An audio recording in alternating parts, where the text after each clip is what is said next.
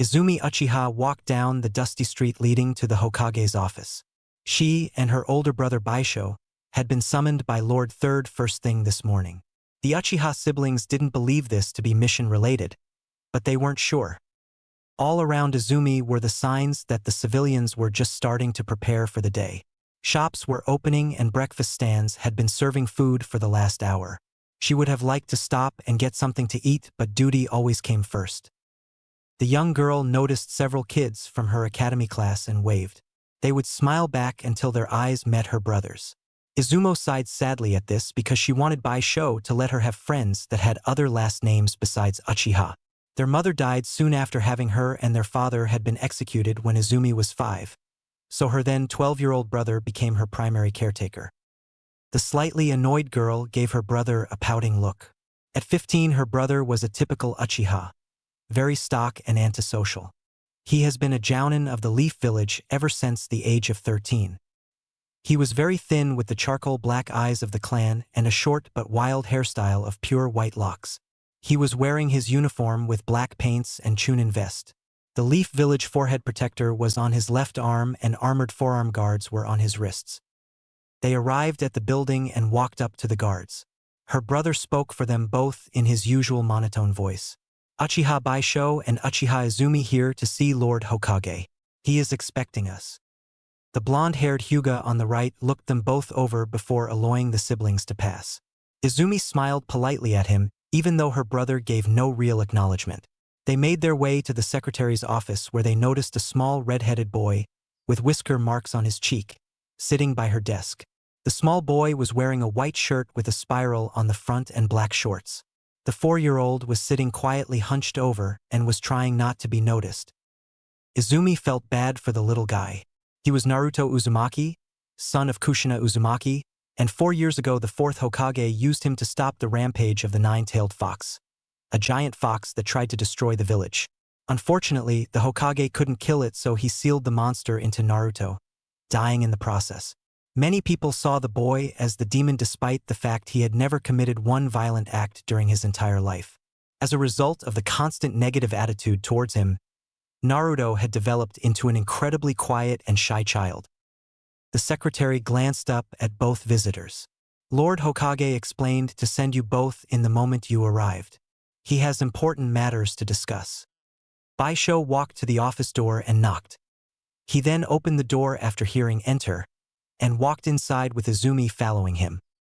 Hiruzen Sarutobi, the third fire shadow of Hidden Leaf, sat behind his desk deep in thought. He was about to do something that could very well blow up in his face. After a new technique was developed by the medical staff at the hospital, several orphan children had been tested by chakra to see if they had any family within the village. So far not many had been shown to have any close relatives, but Naruto had. How the old man wished he could restore that bastard Uchiha to life just so he could execute him again, just more slowly, for what he did to Kushina. The wise old man watched as the two young Uchiha he had been waiting for walked into his office. One, at least on paper, was a promising jounin and his sister was top kunoichi of her academy class. The main problem with the Uchiha was their loyalty, except for two, was in question at the moment. The attack of the Nine Tails 4 years ago had made many people who knew the full truth about the Uchiha's visual powers wonder if the clan had been behind it. The attack achieved the death of Minato Namikaze, the 4th Hokage, who the Uchiha hated because, they believed, he stole the Hokage set from Fugaku Uchiha, their current clan leader. The elders in Danzo were not convinced that Hiruzen was making the right choice, despite the benefits to Naruto. Danzo had even claimed this could very well be the third's greatest failure. But the old man was determined to see this through for Naruto's sake. Minato had loved Kushina with all his heart despite politics forcing him to take another as his wife, and had made Hiruzen swear to do all in his power to see the boy had a happy life. After the events of that dark day 4 years ago, many had speculated that the 4th was Naruto's father. However, a simple blood seal provided by Jiraiya had disproved that theory. The Hokage sighed to himself as the two Uchiha sat down in front of his desk, mentally preparing himself for the unpleasant talk he would soon be having. Izumi combed her long brown hair behind her shoulders and gave him a cute smile. It broke the old man's heart that this little girl's family could very well lead her straight to her own grave. If what Itachi Uchiha and Shursui Uchiha reported was true, then the Uchiha had begun to seriously plot to overthrow the Leaf Village and seize control by force. There was still time to stop it, and Hiruzen hoped that this act today could help lead to peace and prevent war. "Thank you both for coming," Sarutobi said as he pulled 2 files from his desk drawer. He passed each visitor one and sat back. "Before you are case files regarding a jounin that died 4 years ago. She was a powerful kunoichi and fuinjutsu mistress that died during childbirth the day Kyubi attacked. When Kushina Uzumaki turned up pregnant, an investigation was launched to uncover the name of the father. She admitted that it was possible that she had drunk too much one night and blacked out. We never uncovered the man, and no one ever stepped forward." Izumi sat confused by the conversation as she wasn't entirely sure where the Hokage was headed. Baisho, however, knew exactly what Hiruzen was going to say and began to get angry. Not that his stone face showed any signs of anger, though. There were things he never told his sister regarding why their father had been executed, and this old fool was about to explain it better than he had ever done. After the hospital invented a new technique to find family relations through chakra, I ordered the technique to be used on Naruto. The old man lit his pipe and took a pull. "As you well both see, this closed the case on the father of Naruto Uzumaki." Taking the unspoken order, both siblings opened their copies in front of them. They read the investigation report from over 4 years ago and the recent conclusion to the case. Baisho knew it was coming but still felt a spark of rage when he read his own father's name in the indicating margin. "No way. Naruto Uzumaki is our little brother. This is... Are you sure, sir?" Izumi stated, shocked. Hiruzen Sarutobi studied the girl closely. She was staring at the paper in complete shock, but also wonder and excitement. He was expecting many reactions to this revelation, but not happiness. It did make him feel better about his decision seeing the girl was excited about getting a little brother. But anyone who knew their father's backstory and the reason for his execution would be able to connect the dots. He looked to Baisho for answers and received them in his angry eyes. His sister didn't know the reason for their father's execution. "This is big. This is huge. I mean, Naruto is our half-brother. Maybe Dad and Kushina met up one night and one thing led to another. Dad probably didn't want to admit to having an affair with someone so much younger than him." "Izumi," Hiruzen interrupted.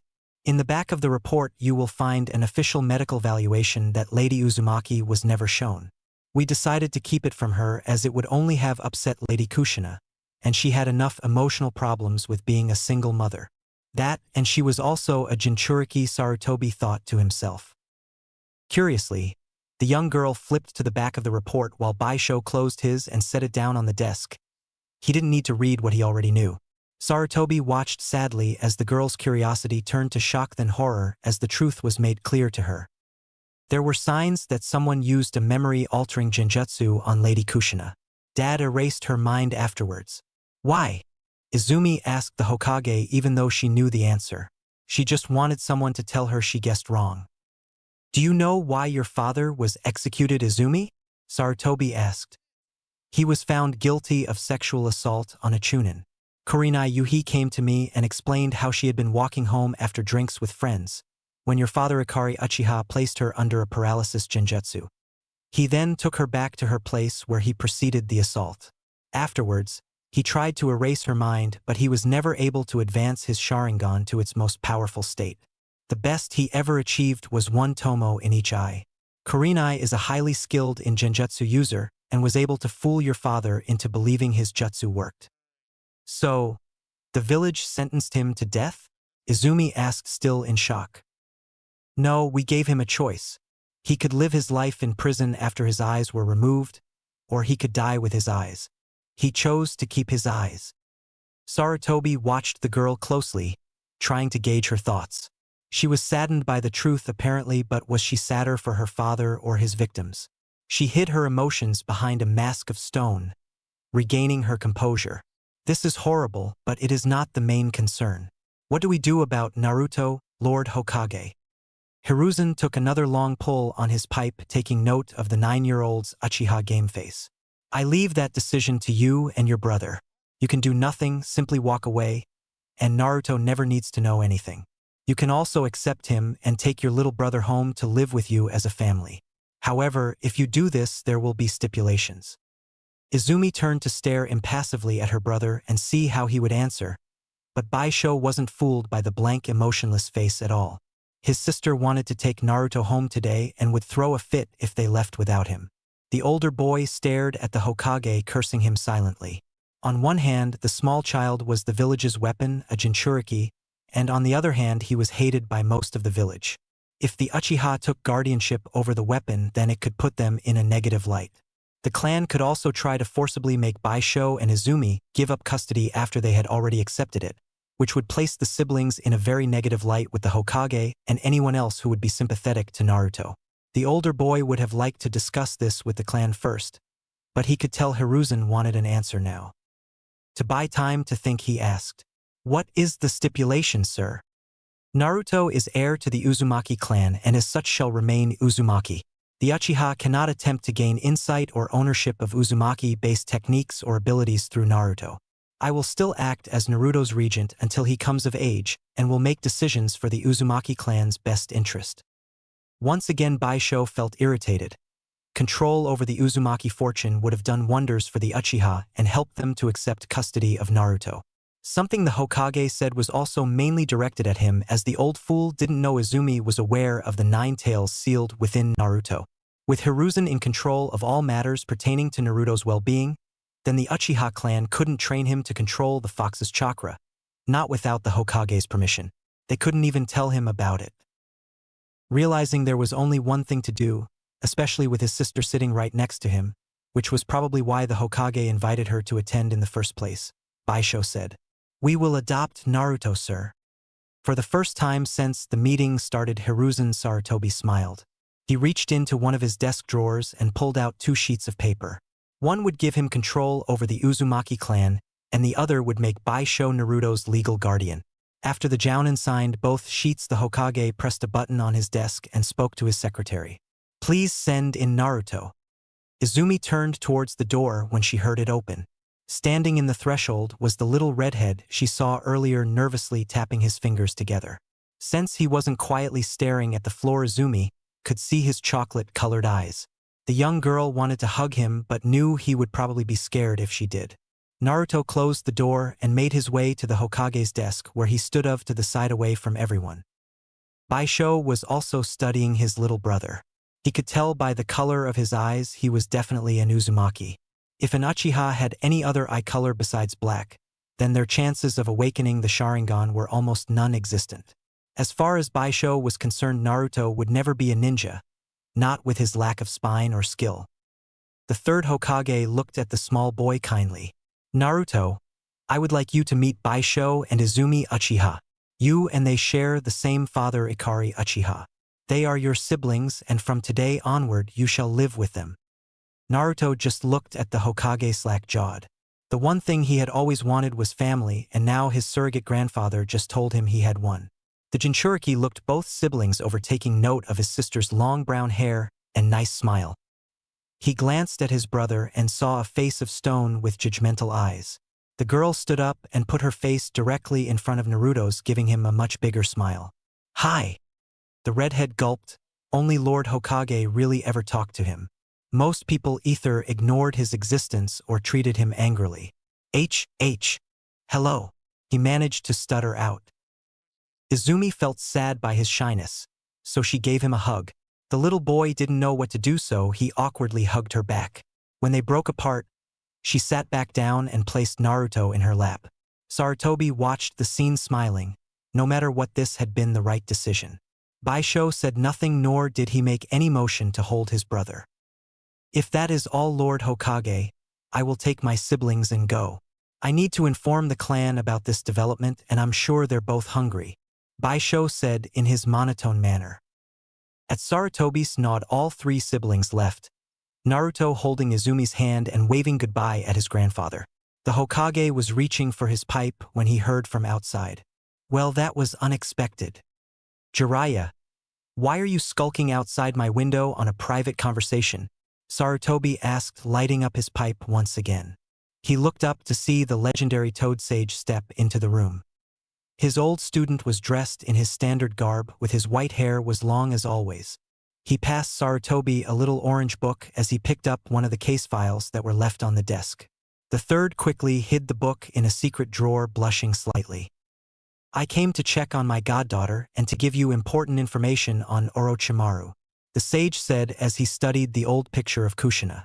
So it was that bastard Ikari that fathered Naruto. Do you think it wise giving the Uchiha control of the Nine Tails? The third let out a cloud of smoke, looking up at Jiraiya. I did not give the Uchiha control of Kyuubi. I gave Naruto to his only family. You have really lost it if you think the Uchiha won't use this opportunity to their advantage. If memory serves me right, Kaya Uchiha, Baisho and Izumi's mother, was an amateur Fuinjutsu user. They probably still have her scrolls. Sarutobi could only agree with Jiraiya as the man made a good point. Though in honesty, Naruto getting his hands on a bunch of Fuinjutsu scrolls wasn't real a bad thing. Also, Naruto will have to go through the Clan Restoration Act, so having an Uchiha wife wouldn't really give the Uchiha any real control over future generations of Uzumaki. If they tried playing matchmaker, it would be wasted effort.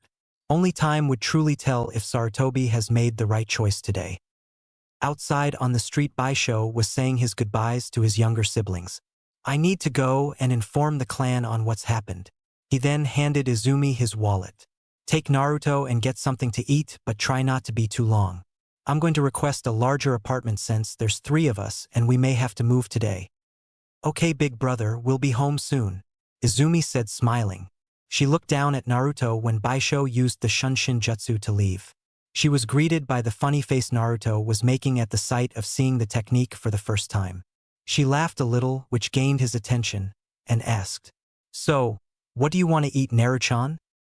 The boy blushed a little at his sister's teasing and said in a quiet voice, Can we get ramen? Ramen? Izumi asked, disappointed. She wasn't a very big fan of salty noodles.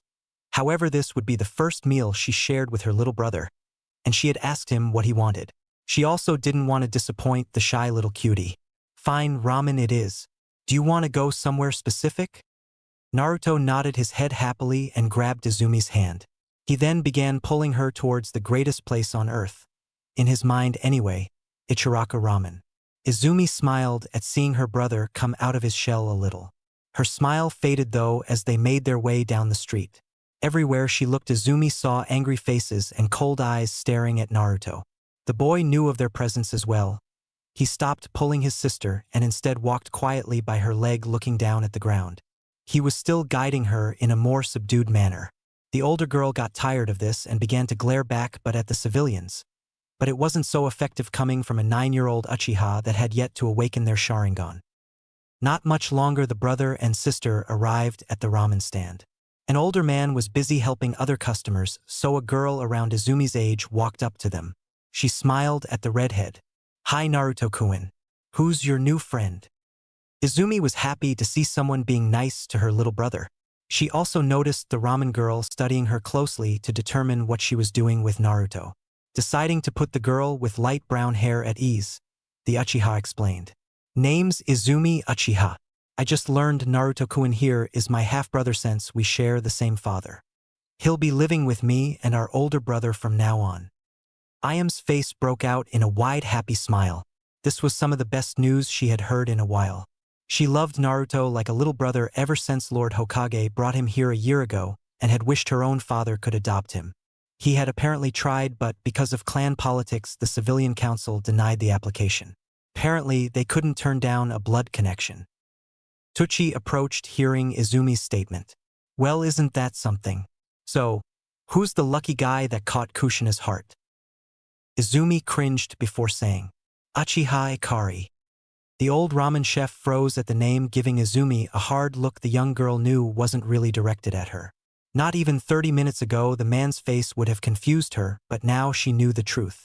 She took a sad look at her little brother, who was smiling shyly at his friend Ayam, and wondered what she would say to him when he inevitably asked about their father. How did you tell someone so innocent and sweet that their father was a monster and you were living proof of his crimes? Tucci looked at Ayam and said, Can you see to Mr. Takiji? He wants a large miso ramen with 3 orders of pork. Ayam left reluctantly, Mr. Takiji was a mean fat man that had once made a rude comment about rats and vermin being allowed in restaurant when he came in and saw Naruto eating at the counter. Luckily, Naruto didn't know the man was talking about him and ignored the comment. Tucci heard and told the man if he didn't like the way he ran his business, then he could go somewhere else. The fat man sat down as he liked ramen as much as Naruto himself, and nothing more had been said. But Ayam still remembered that day and had not forgiven the bastard. She fixed his ramen with the older pork and noodles from the night before and added a large helping of spit when no one was looking. She walked up to Fat Civilian and said, smiling, "Here you go, Mr. Takiji, enjoy." Meanwhile, Tucci had brought Izumi and Naruto a shrimp and miso ramen. He was distracting the little Uzumaki from inquiring about his father by telling him a funny story about a 9-year-old Kushina eating herself sick the first time she visited the stand. Apparently, she challenged one of the Akimichi clan to an eating contest. She managed to win, but when she jumped up to crow about her victory, she made herself sick and threw up. The Hokage made her spend the night at the hospital for observation and to take some horrible-tasting medicine to fix her stomach.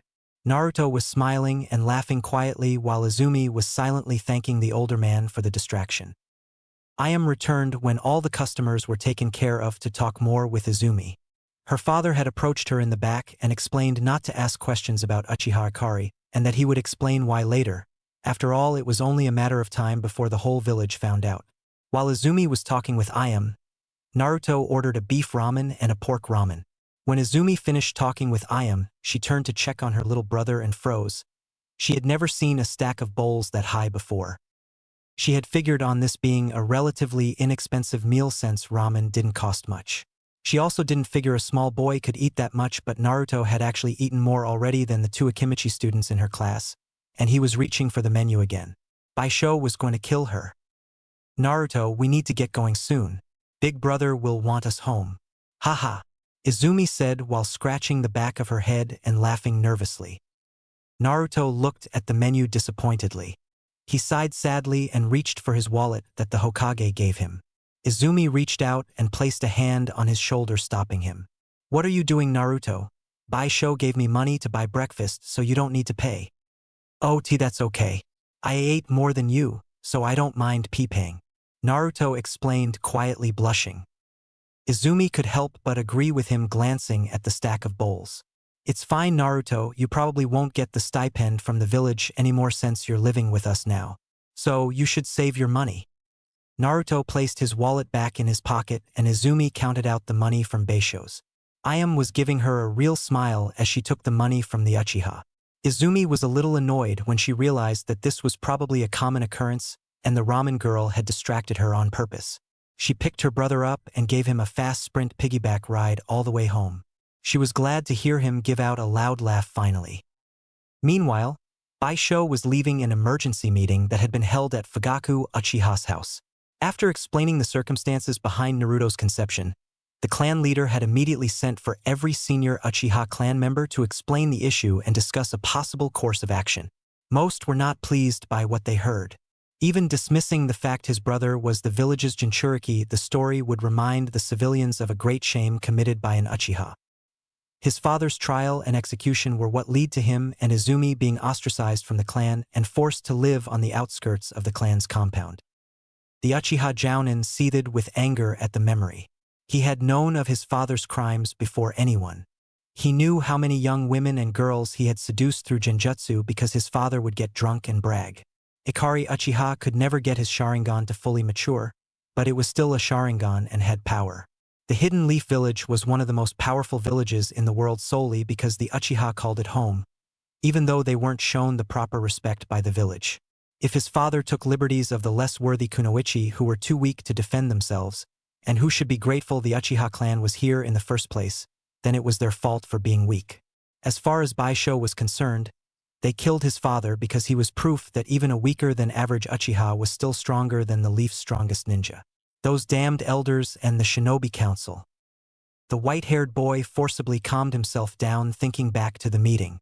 One good thing was he and his siblings would be given a small house in the compound's main area where the head family lived. They would also be given a much larger allowance by the clan than what one would expect for a family of 3. Lady Mikoto had insisted upon it.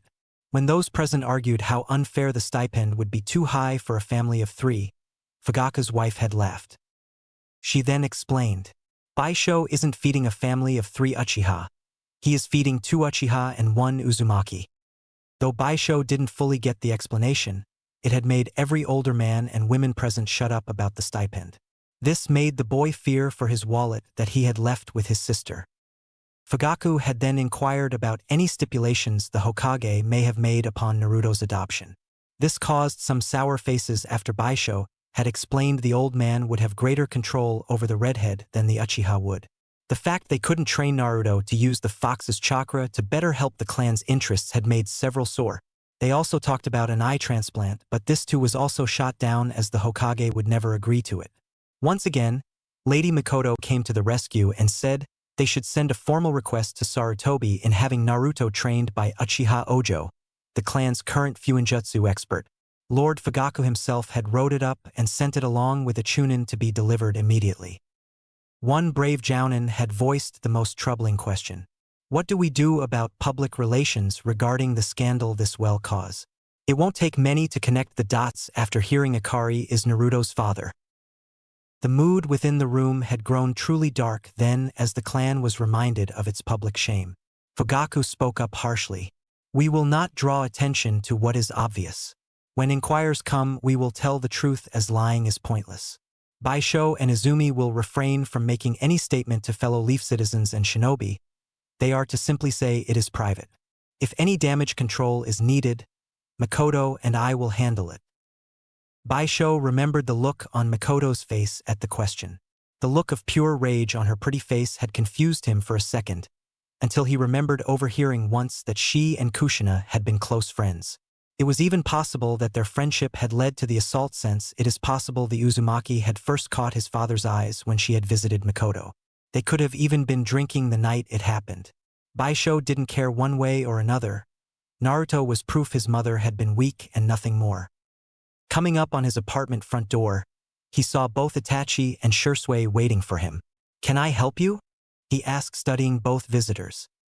Itachi looked up at the older boy and said, My mother asked us to help you move. Shursui gave no response.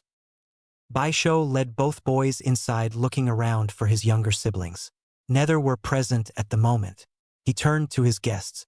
Izumi took Naruto to get something to eat. We'll wait for them if neither of you mind. Shursui leaned against the wall by the door studying Baisho. He knew without a doubt that this man was a traitor to Konoha. This fool placed the blame for his father's death purely on the village and not on Akari himself. He was probably the only Uchiha that thought that way since many had wanted to kill the bastard themselves. Unfortunately, only half wanted to kill him because of what he did to fellow Leaf Kunoichi. The rest wanted to kill him primarily because he was caught and embarrassed the clan. How do you plan on teaching Naruto? Shursui asked in hopes of gaining insight he could later give Lord Hokage. Hiruzen had been reluctant to kill of the more powerful Uchiha with suicide missions despite Danzo, the elders, and both loyal Uchiha saying to do so.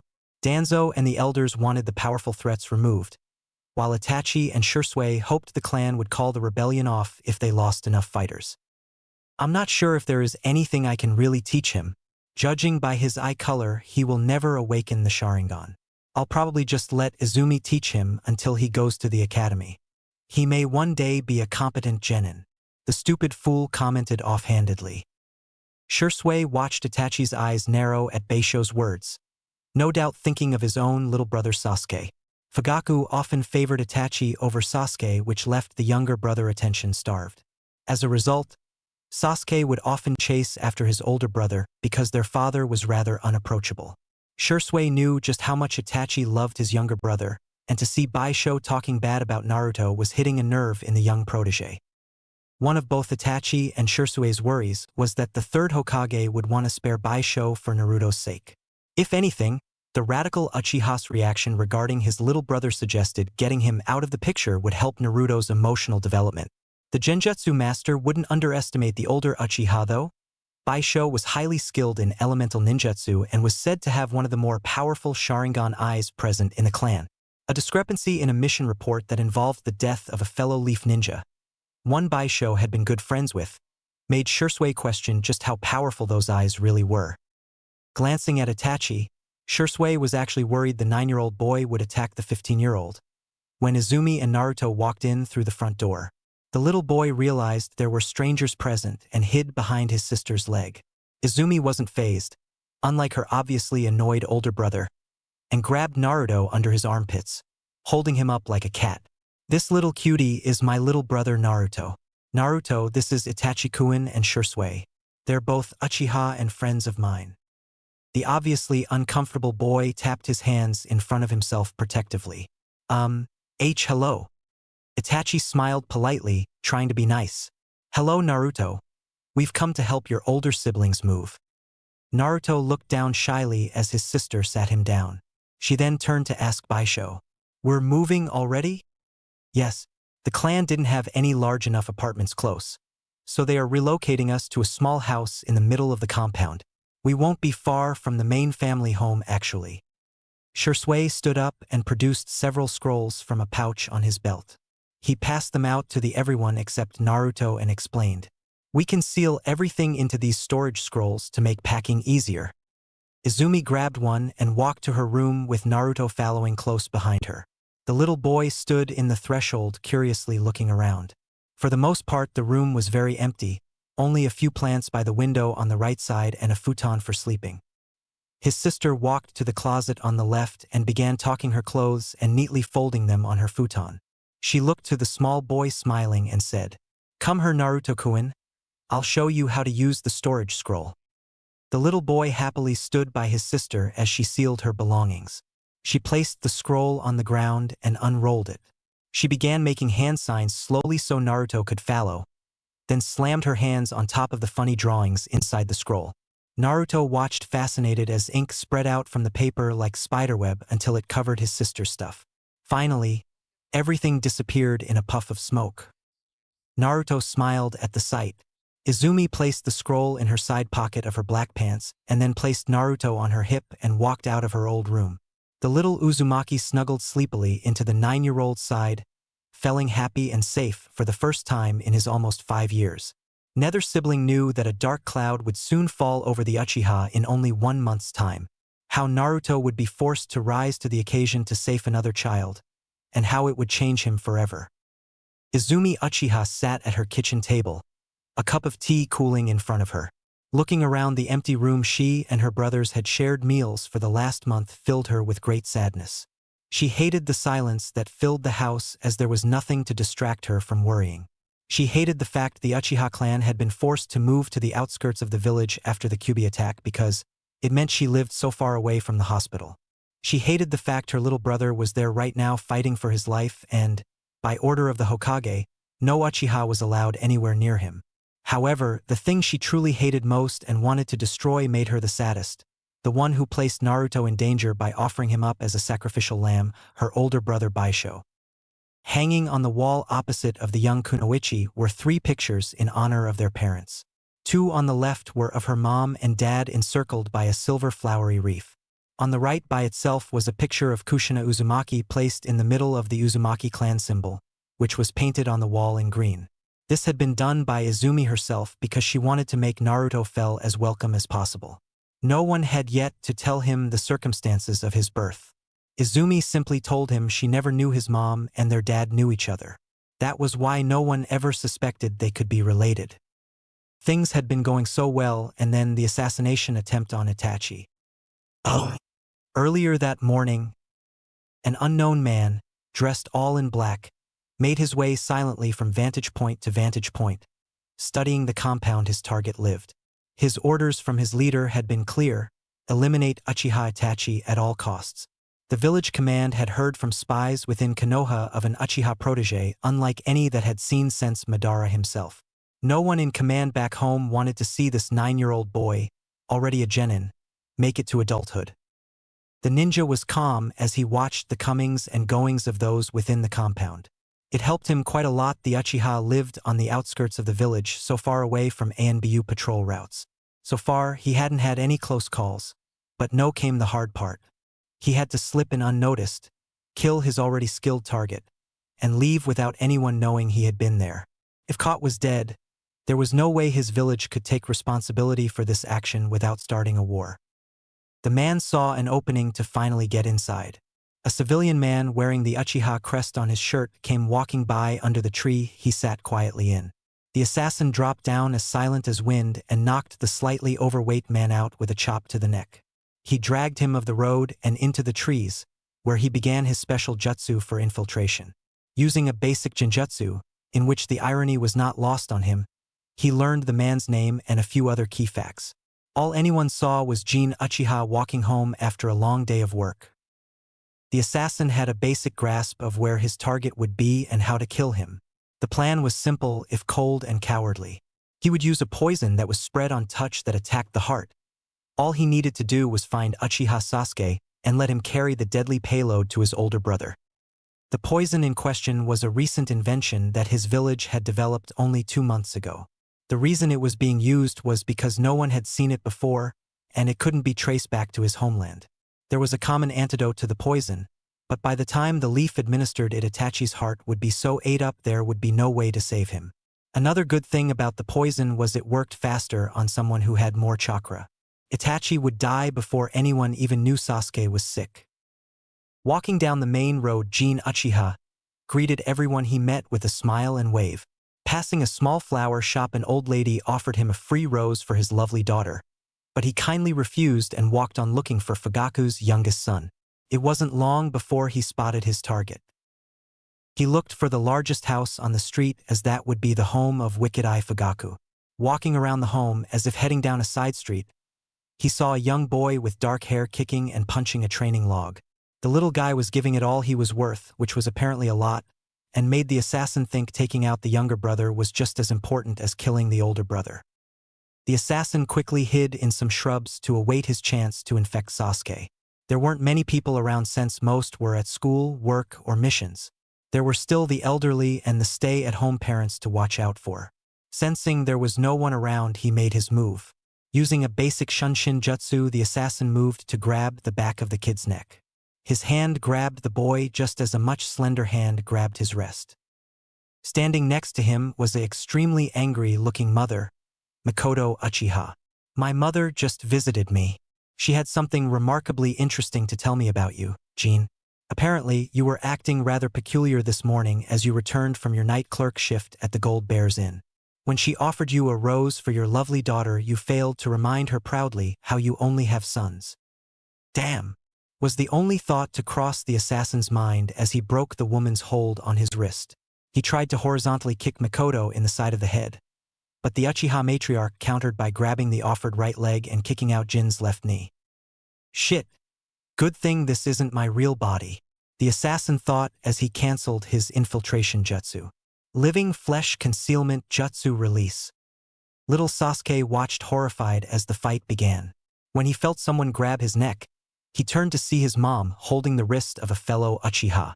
He watched his clansman attack his mom only to get his leg broke. The little boy thought the fight was over, but the unknown Uchiha released some technique he never heard of and vomited a whole other person from his mouth. The new man, all dressed in black, ran away with his mom right behind him. The little Uchiha watched his mommy throw a butcher's knife at the attacker's head and remembered seeing her use that same knife to cut tomatoes as he walked out the back door. Makoto disappeared around the house, still chasing the assailant. Sasuke looked down to check on the fallen Uchiha and saw that he was very still and pale. His eyes were wide open, but he didn't appear to see anything. Sasuke fell to his butt when he realized the man was dead. His eyes began to water as his grandmother swooped down and picked his up. "My little ninja, are you okay? Did that man hurt you?" she asked frantically. Makoto's mother then looked down and saw the dead body of Jin. She teared up seeing her friend, thinking of his poor sons. It was then the elderly lady felt a powerful pain in her heart. She fell over backwards, dead before hitting the ground, still holding her grandson in her arms. Oh. A few hours later, Uchiha Ojo sat silently watching young Naruto practice his kanji. The objective was to write it as fast and correctly as possible while trying to not make mistakes. So far, his handwriting was above average for a boy of 4, but his speed was still quite slow. The old Uchiha didn't mind this as he was a rather patient man. At the age of 90, Ojo had no wife, children, or grandchildren to dote on. He had lost his wife 15 years ago to a heart attack. She had been a member of the Hyuga branch family. Their marriage had been approved by each clan's elders, on the stipulation that their kids would belong to the family their dojutsu belonged with. The stipulation was a moot point, though they tried no baby ever graced their home. As they both got older, they began to see the children of both clans as grandchildren and turned their affections towards them. There had been many sad-eyed Hyuga and Uchiha children at Kagame's funeral. After the Hokage approved of the Fuinjutsu training for Naruto, Fugaku and Baisho had approached Ojo personally. He was secretly delighted since Fuinjutsu was a dying art, and rarely found in clans anymore. Usually if a clan needed Fuinjutsu work done, they contracted out to businesses that specialized in the art. This, however, led to the creation of generic wards and barriers that could eventually be bypassed. It was decided Naruto would do light conditioning training in the morning with his sister before she headed off to the academy. Izumi would then drop Naruto off on her way to school, and the boy would do various chakra control exercises and Fuinjutsu practice during his time with Ojo. After the academy, Izumi would pick her brother up and take him home for further conditioning and taijutsu training. The old man had enjoyed the young boy's company over the last few weeks. He was very shy at first, but opened up some after he realized Ojo was a nice man. He was still afraid to ask questions when he didn't know something, probably afraid of getting yelled at, but he was getting better.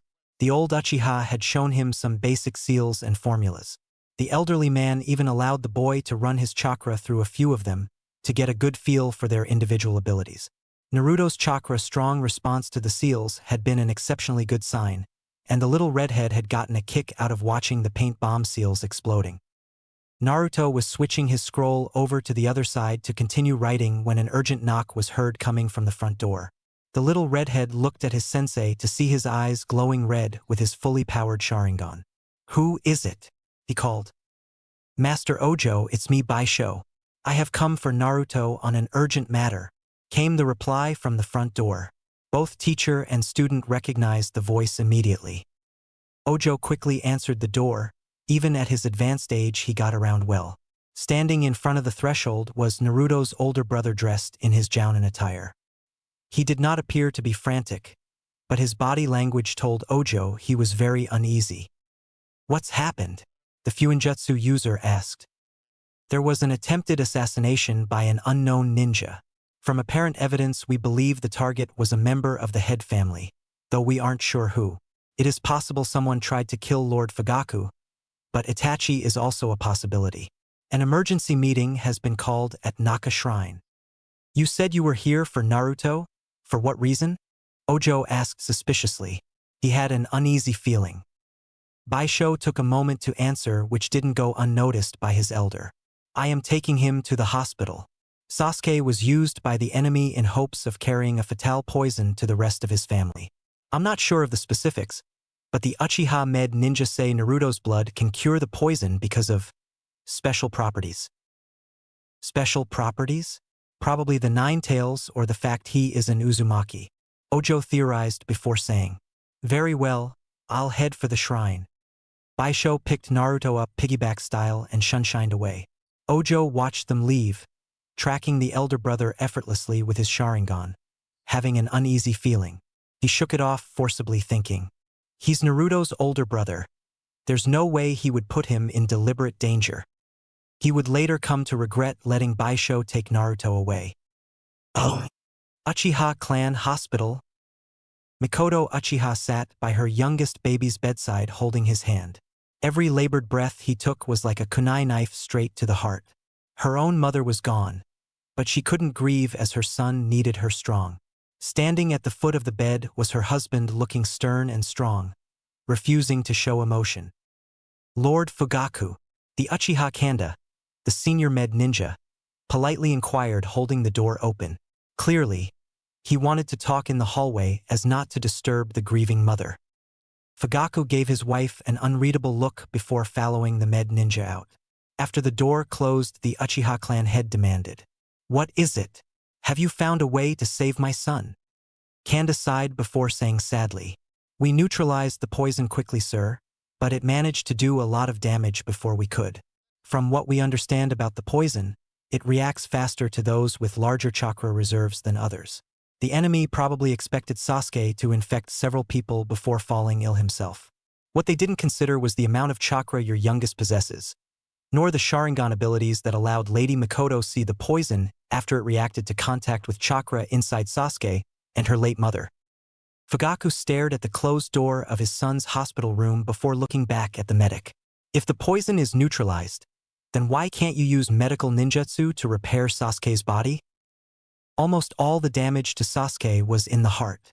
The heart is heavily integrated into the chakra network. The process in which we would use our medical techniques require us to push a patient's chakra out of the area we are healing, and then use our chakra to rep the damage. That is why medical ninjutsu requires such precise chakra control. If you are not careful, then when you push out the patient's chakra, it can cause more damage. No med ninja here on staff, nor in any medical facility in the Land of Fire, possesses the degree of chakra control to safely heal Sasuke's heart, because of the level of damage done. Maybe Lady Tsunade Senju could, but if any of us try, Sasuke will die almost immediately after our chakra enters his heart. After listening to the doctor's explanation, Fugaku cursed the fates. The one time I actually want a damned Senju around and you can't find one. Then an idea occurred to the clan head. What about a heart transplant? The doctor had a hesitant look on his face. There are complications with that option, sir. We don't have a heart available that would match well with your son. There is also no way of knowing if any other facility around would have one either unless we inquired and explained why we needed one. Since we need one for Sasuke, we couldn't lie and say it was another Uchiha, because then whatever heart we were given wouldn't match. Fugaku was by no means a stupid man and could understand what the medic was saying. He didn't want to alert the village because of an available option that most wouldn't agree with. There's a heart available here that is still in use. It's a little more complicated than that, sir, the medic said nervously. How could it be more complicated? Fugaku asked. Looking up when he heard the front door to the building open, he saw Uzumaki Naruto and his older brother walk through the door. After seeing the young redhead, it finally dawned on Fugaku exactly what the real complication was. Are you insane? He quietly asked the doctor. We take Uzumaki-san's heart and swap it out with your son's. Sasuke will get a healthy heart and Uzumaki-san's special chakra will repair the heart we give him, Kanda explained. What is the Jinchuriki's chances of surviving the operation? Fugaku asked, already knowing the answer. Low, sir, very small chance of survival, the Uchiha medic answered honestly. Fugaku stood in silence, contemplating the negative fallout this would cause with the village. They could always say the boy died as a result of a training accident if the worst happened. Looking at the door to his son's room, he made his choice. Get Uzumaki-san prepared for surgery. Do not tell my wife anything. Inform her we have a heart transplant for Sasuke. Nothing more. Do you understand me? Kanda nodded and signaled a nurse to prepare Naruto. He then went to explain things to Mikoto exactly as Fugaku said to.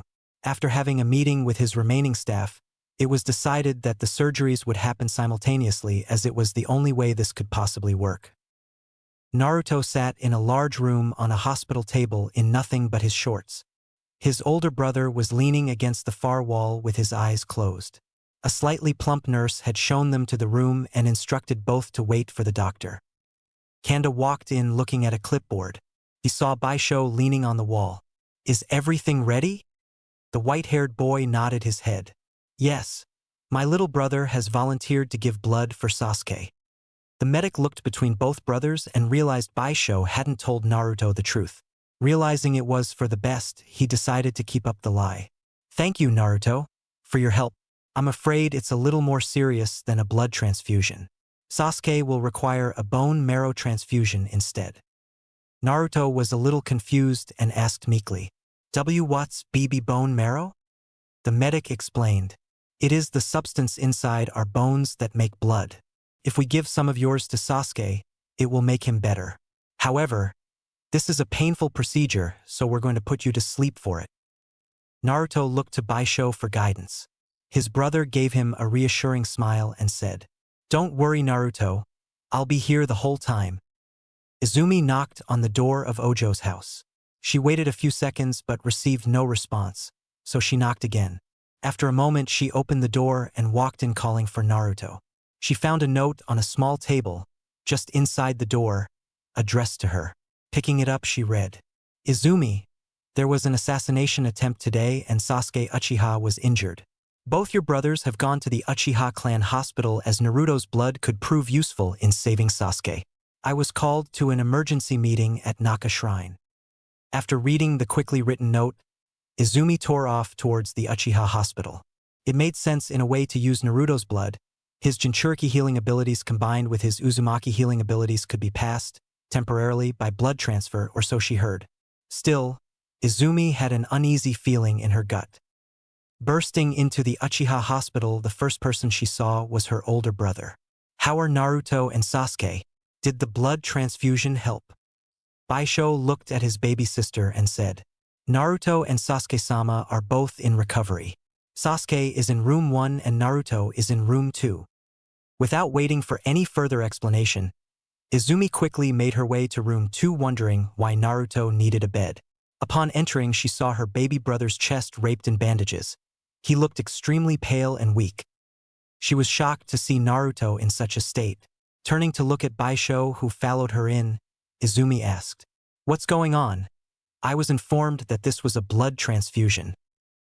Baisho's face was a mask of hard chiseled stone as he explained. Sasuke-sama's heart was heavily damaged by an enemy poison. To save him, we exchanged Naruto's heart for his.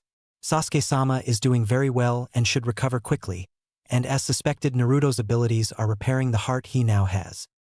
It took a moment of stunned disbelief for Izumi to process everything her beloved older brother had just told her.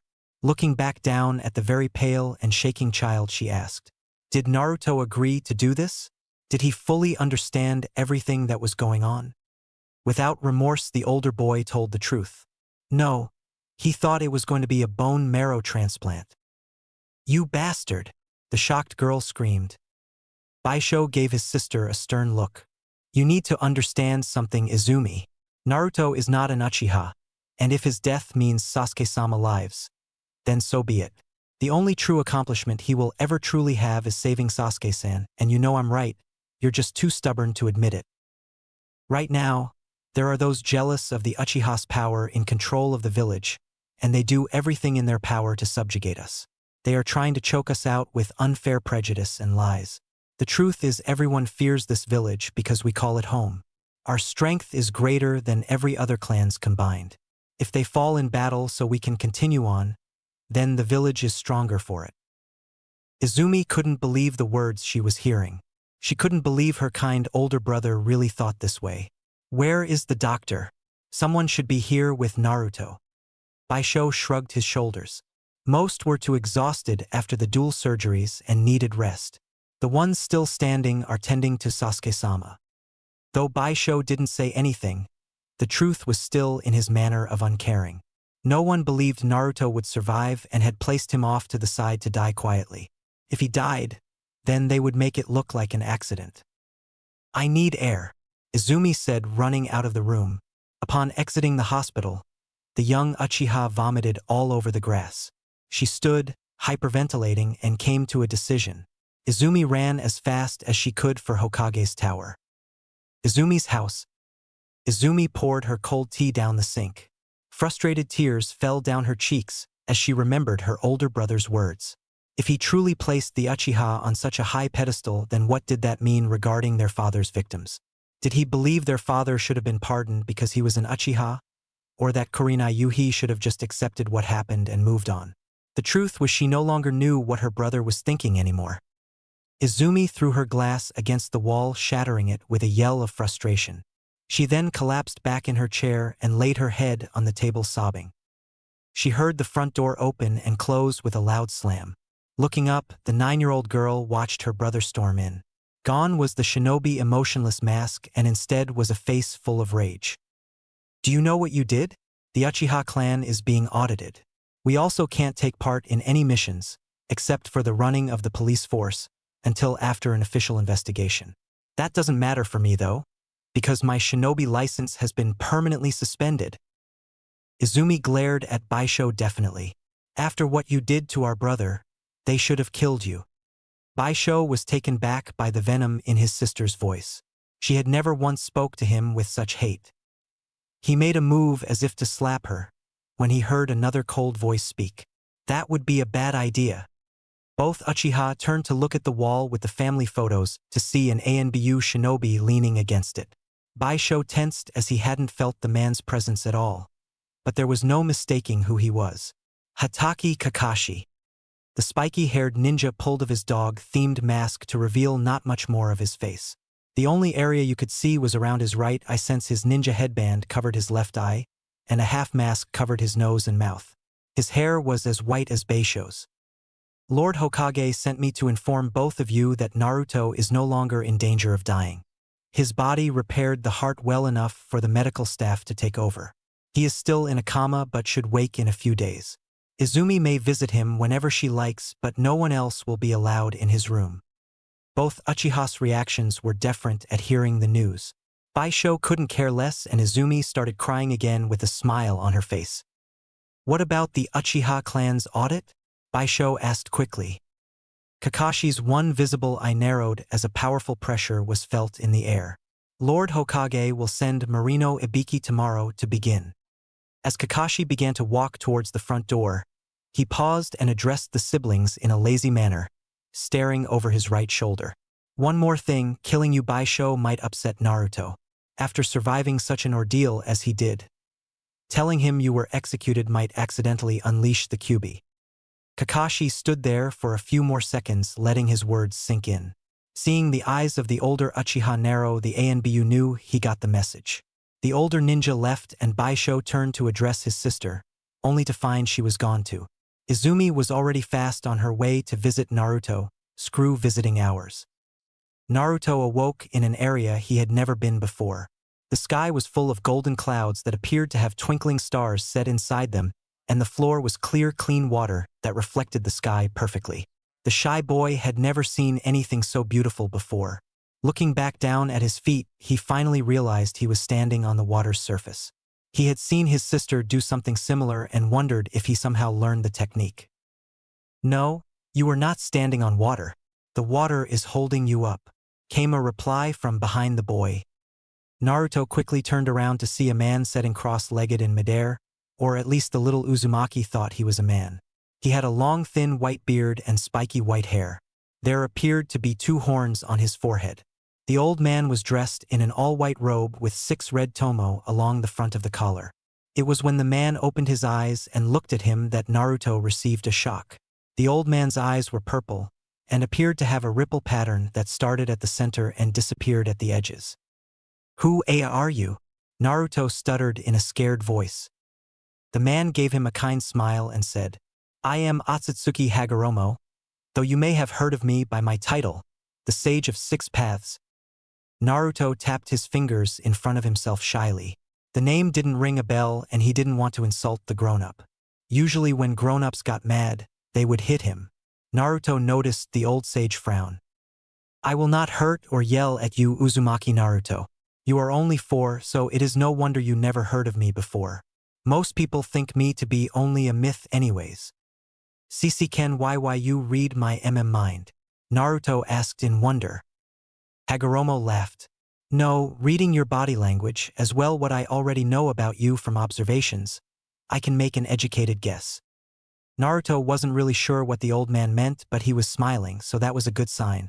Naruto didn't know why, but he was becoming less nervous and somehow knew this was a good man. Then something the sage said clicked in the boy's head. Your observations? You've been watching me. The sage noticed the stutter this time was more from angry than nervousness. You and others. I died over 1,000 years ago, and from time to time will look in on my descendants. Naruto calmed down hearing they were family. He became nervous once again though and asked scared. If why you're dead, then am I dead? No. Hagoromo was quick to reassure the small child. You came close to dying, but you will live. Naruto was confused. How did I almost die? Did they take too much blood? A look of anger crossed the face of Hagoromo, but was gone before Naruto could truly register it. They didn't take your blood. They exchanged your heart with Sasuke's. Your natural healing abilities fixed the damaged heart, but you should never have been placed in such jeopardy just to save another boy. It wasn't your responsibility, and they didn't even have the courtesy to ask for permission. Baisho probably didn't know what was really happening, Naruto said, looking down at his chest. He pulled his shirt out a little to see if there was a scar. There are no signs of injury as you have fully recovered, the sage said, seeing Naruto curiously check himself. As for your loving older brother, he knew exactly what was going to happen when he came and collected you from Uchiha Ojo. Naruto looked up shocked. How could Baisho do that to him? He began to shake as tears gathered in his eyes. The old man quickly gathered him up in his arms and sat Naruto down in his lap. The red head broke down and cried into the sage's robes, wondering why his older brother would betray him. Hagoromo didn't mind the wet tears though. He just patted Naruto's back to comfort him. Finally, the child stopped crying and just sat sniffling in the sage's lap. I'm sorry, Naruto, but there is something you needed to know, and our time to talk is limited. One day soon you will have to make a difficult choice, and you need to be prepared, Hagoromo said, staring out into the golden horizon. What do you mean, sir? Naruto sniffed, wiping his nose on his sleeve since he didn't have a tissue. The other worldly being seemed to conjure one from thin air and hand it to the child. The Uchiha are in danger of being completely destroyed. They feel unfairly treated by the village, and they're not entirely wrong in some ways. These ill feelings are causing some to think of possible treason against Konoha. The Hokage is aware of their actions and is trying to prevent fighting from breaking out. But there are those in power that have found ways to undermine Hiruzen Sarutobi's efforts, the sage explained sadly. I don't understand, the Uchiha are the police. That's an important role in the village, Naruto said quietly. The Hokage himself explained that to him. Hagoromo took a deep breath and began. The problem goes back a ways, Naruto. Before the ninja villages, there were only ninja clans. After a period of almost endless war, the Senju and Uchiha formed an alliance to create the first ninja village, Konoha. Soon other clans joined the village and the Land of Fire prospered. However, when the time came to select the first Hokage, the Uchiha wanted their leader Madara selected, as that was one thing promised to them for helping create the village. However, the other clans wanted the Senju leader Hashirama chosen. Fearing the village would break apart, both the Uchiha and Senju agreed to Hashirama becoming the first Hokage. However, Madara was not in agreement with this choice and soon left the village. The powerful Madara managed to use Genjutsu to take control of the nine-tailed fox and returned to Konoha to forcibly take the Hokage seat. After an unimaginable battle between Madara and Hashirama, the first Hokage was victorious and the Kyuubi was sealed into his wife Uzumaki Mito. Seeing Naruto was about to interrupt him, the sage said, Yes, Naruto. She was a member of your clan. After the battle, the other clans became weary of the Uchiha.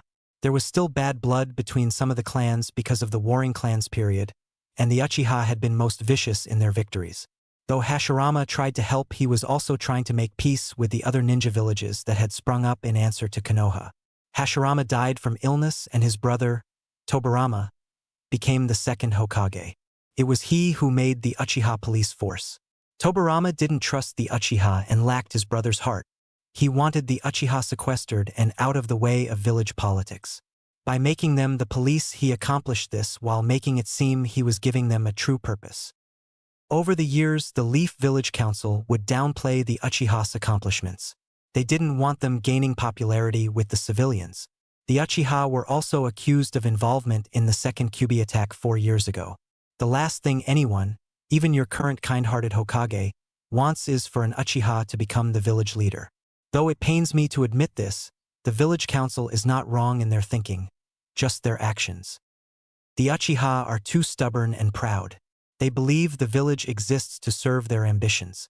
If they were to be given leadership over village, then they would try and take all the power for themselves. Under their rule, the people would ultimately suffer while the Uchiha thrived. Even if a kind-hearted Uchiha took the seat, the clan would still be in his or her ear telling them what to do. With the Uchiha's current attitude, there is no possible way for an Uchiha Hokage at this time. Naruto sat quietly thinking about what Hagoromo told him. He didn't fully understand everything, but he got the basics. The Uchiha wanted to take Old Man Hokage's place, and they were willing to hurt people to get it. What can I do to stop this? I don't want to see anyone get hurt. The sage smiled sadly down at his descendant. No matter how strong the words of the heart are, one must be willing to listen for them to have an effect. You, Naruto, have a powerful gift to reach the hearts of those around you and change them for the better. Unfortunately, there are those within the Uchiha clan that will never hear your words. If forced into a corner, the Hokage will choose the village over one clan. If that happens, it could mean the deaths of all Uchiha. Naruto's new heart stopped for a second. What the old man was really telling him was his siblings were in danger of being executed by the Hokage himself. I'll go back, Aya, and make those who will listen understand that treason is bad. The sage just smiled down sadly at the little boy. What will you do about the ones that won't listen? What will you do when they talk to the ones that will listen and change their minds back to treason? What do you do then, Naruto? Naruto's eyes began to tear up again as he thought about how hopeless it seemed. I just found my brother and sister. The Hokage wouldn't take them away. Would he? It wasn't fair. Anyone who knew Izumi know she would never betray the village, and Baisho, he would never do anything to jeopardize Izumi. Would he? How can I save them? Naruto sniffled. I'm only me. I'm not talented or strong like my brother and sister. Sniff. Hagoromo laughed lightly at the little boy's question and hugged him tightly. You are far stronger than you think, Naruto. I had 2 sons in my life, and because of events that took place that I won't get into right now, they both chose to reincarnate down their respective bloodlines after dying. Indra was my oldest and Ashura was my youngest. You, my boy, are of Ashura's line, and the incarnate of my youngest for your generation. Naruto was so shocked he stopped crying. What does that mean? As a result of what has recently happened, you will receive my very own chakra. This will give you the ability to use the Yin-Yang release. What that means is for you to find out. The first Hokage was the incarnate of Ashura before you, and he had such a close resemblance of my chakra, he gained the strongest would release ever seen. The little Uzumaki sat in the sage's lap processing this new information. The fact he could have the same power as the first was incredible. He had heard stories about the man that built the village from Ojojiji, since he had been alive to meet him. Then something began to bother him. If I'm the incarnate of Ashura, then who is the incarnate of Indra? Hagoromo rubbed Naruto's red hair. That I won't tell you, but I'll tell you who the last one was. Uchiha Madara, the man who fought Hashirama for the Hokage hat. The sage watched proudly as the quiet redhead figured out the hidden clue. If Madara was the incarnate, then it stands to reason the Uchiha were the descendants of Indra. That means his new incarnate was also an Uchiha. Will I gain the wood release, Mr. Sage? Naruto asked curiously. It was too hard for the 4-year-old to pronounce Otsutsuki. Ignoring the way Naruto addressed him, Hagoromo explained. You, Naruto, are the first ever incarnate from the Uzumaki clan. The wood release is an exceedingly rare Kekkai Genkai of the Senju clan that only a few receive. Hashirama was by far the most powerful user since Ashura himself, though every Senju incarnate gained the Kekkai Genkai. You, Naruto, have little Senju in your pedigree. Most of your blood is Uchiha, with Uzumaki coming in at a close second and Senju at the bottom. Something the sage said didn't really make sense to Naruto. Izumi told me the Uzumaki are cousins of the Senju, and that the Hyuga are cousins of the Uchiha. She also said that it is believed by the Uchiha that the Byakugan is an offshoot of the Sharingan. She also told me the Uzumaki have such powerful chakra because of the Senju clan. If that's true, then why does my small amount of Senju blood mean anything? Shouldn't the Uzumaki and Senju blood be the same? The old sage scoffed at Naruto's question. Sorry, Naruto, but that is completely wrong. My brother Hamura Otsutsuki is the father of the Hyuga clan, as well a few other like the Kagaya. My sons only fathered the Uchiha and Senju. One of Ashura's granddaughters married a man that had unusual properties associated with his life force. When combined with Ashura's line, this created a special chakra that granted increased healing abilities and excessive longevity. This was the birth of the Uzumaki clan. Hagoromo let the information sink in a little before continuing. There is one more thing we must discuss, Naruto. The reason why you are hated? Naruto gave the sage all his attention. This was the question he had asked the old Hokage many times but received no answer for. As I mentioned earlier, Mito Uzumaki had sealed the QB inside herself to stop it attacking alongside Madara. Towards the end of her life, she realized she had to seal the fox into a new host. Your mother, Kushina, was chosen for this burden because, even amongst the Uzumaki clan, her chakra was special. The day you were born, someone, possibly an Uchiha, freed QB from your mother in her weakened state and used him to attack the village. The fourth Hokage needed another Uzumaki to seal the fox inside and chose you, since there were no other available candidates. Naruto looked down at his stomach, shocked. The nine-tailed fox was said to be bigger than any building in Konoha. How does something so big fit in my tummy? The sage let out a deep bellowing laugh. Simple. The fourth Hokage sealed him inside you using Fuinjutsu. After calming down, Hagoromo gave Naruto a sad look. You need to know something else, Naruto. I battled a beast known as the Ten Tails. I stopped it by sealing it inside myself, becoming the first Jinchuriki, the name for people like you with Biju sealed inside themselves. At the end of my life, I used my abilities to separate the monster into the nine-tailed beasts of today. The fox inside you is my son Kurama, and at one time was a guardian of man. Over the years, people would persecute the Biju unfairly, causing them to become hateful of humanity. Their treatment in the past is similar to the way your village treats you. So, when you first met him, keep that in mind. Sensing his time with his ancestor was coming to an end, Naruto held his robes tighter. Please, sir. Tell me how to save my brother and sister. I can't, Naruto, the sage said sadly. This is something you must discover for yourself. It is unfortunate, but remember this, no matter how powerful you become, no matter how great a hero you are, you can't save everyone. Naruto was about to try pleading again, but found himself looking up at a white ceiling he didn't recognize. Looking around the room from his bed, he saw various machines and a window that showed the night sky. Looking down at himself, he saw he was only wearing his shorts. A large paper sheet was attached to his chest and paper bandages were wrapped around both his arms. He saw various seals drawn on the paper sheet and wraps, but he didn't know what they meant. Suddenly, something happened that Naruto couldn't explain. He could feel his chakra flowing through the seals. He had felt his chakra before when Ojo showed him seals at his house, but not like this. As the energy flowed from the seals and back into his body, his mind began to flood with information. It was like his chakra was literally teaching him everything about the Fuinjutsu currently on his body.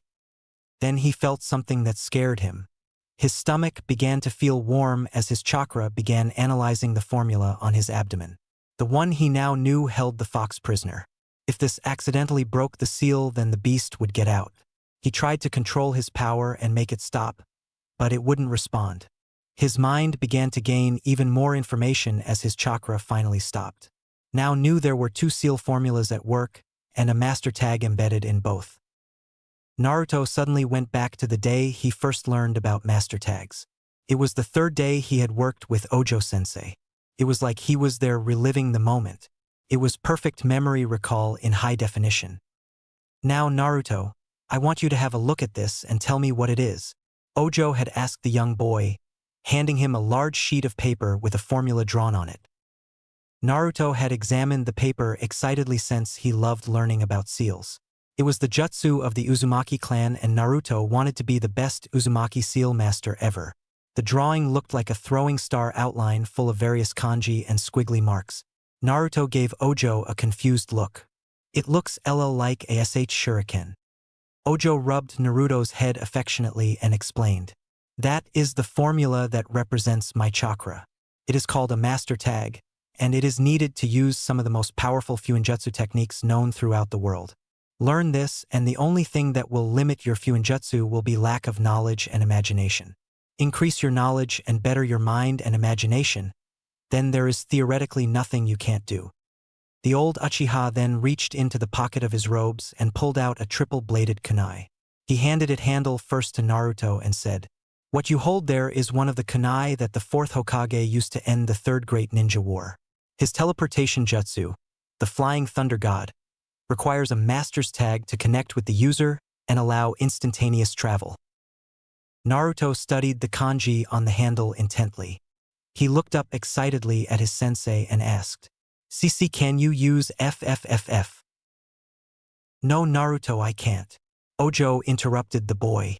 Naruto gave the old man a disappointed look. The technique requires more knowledge than I possess to perform. I only know the basics of it. I'm just using it as an example.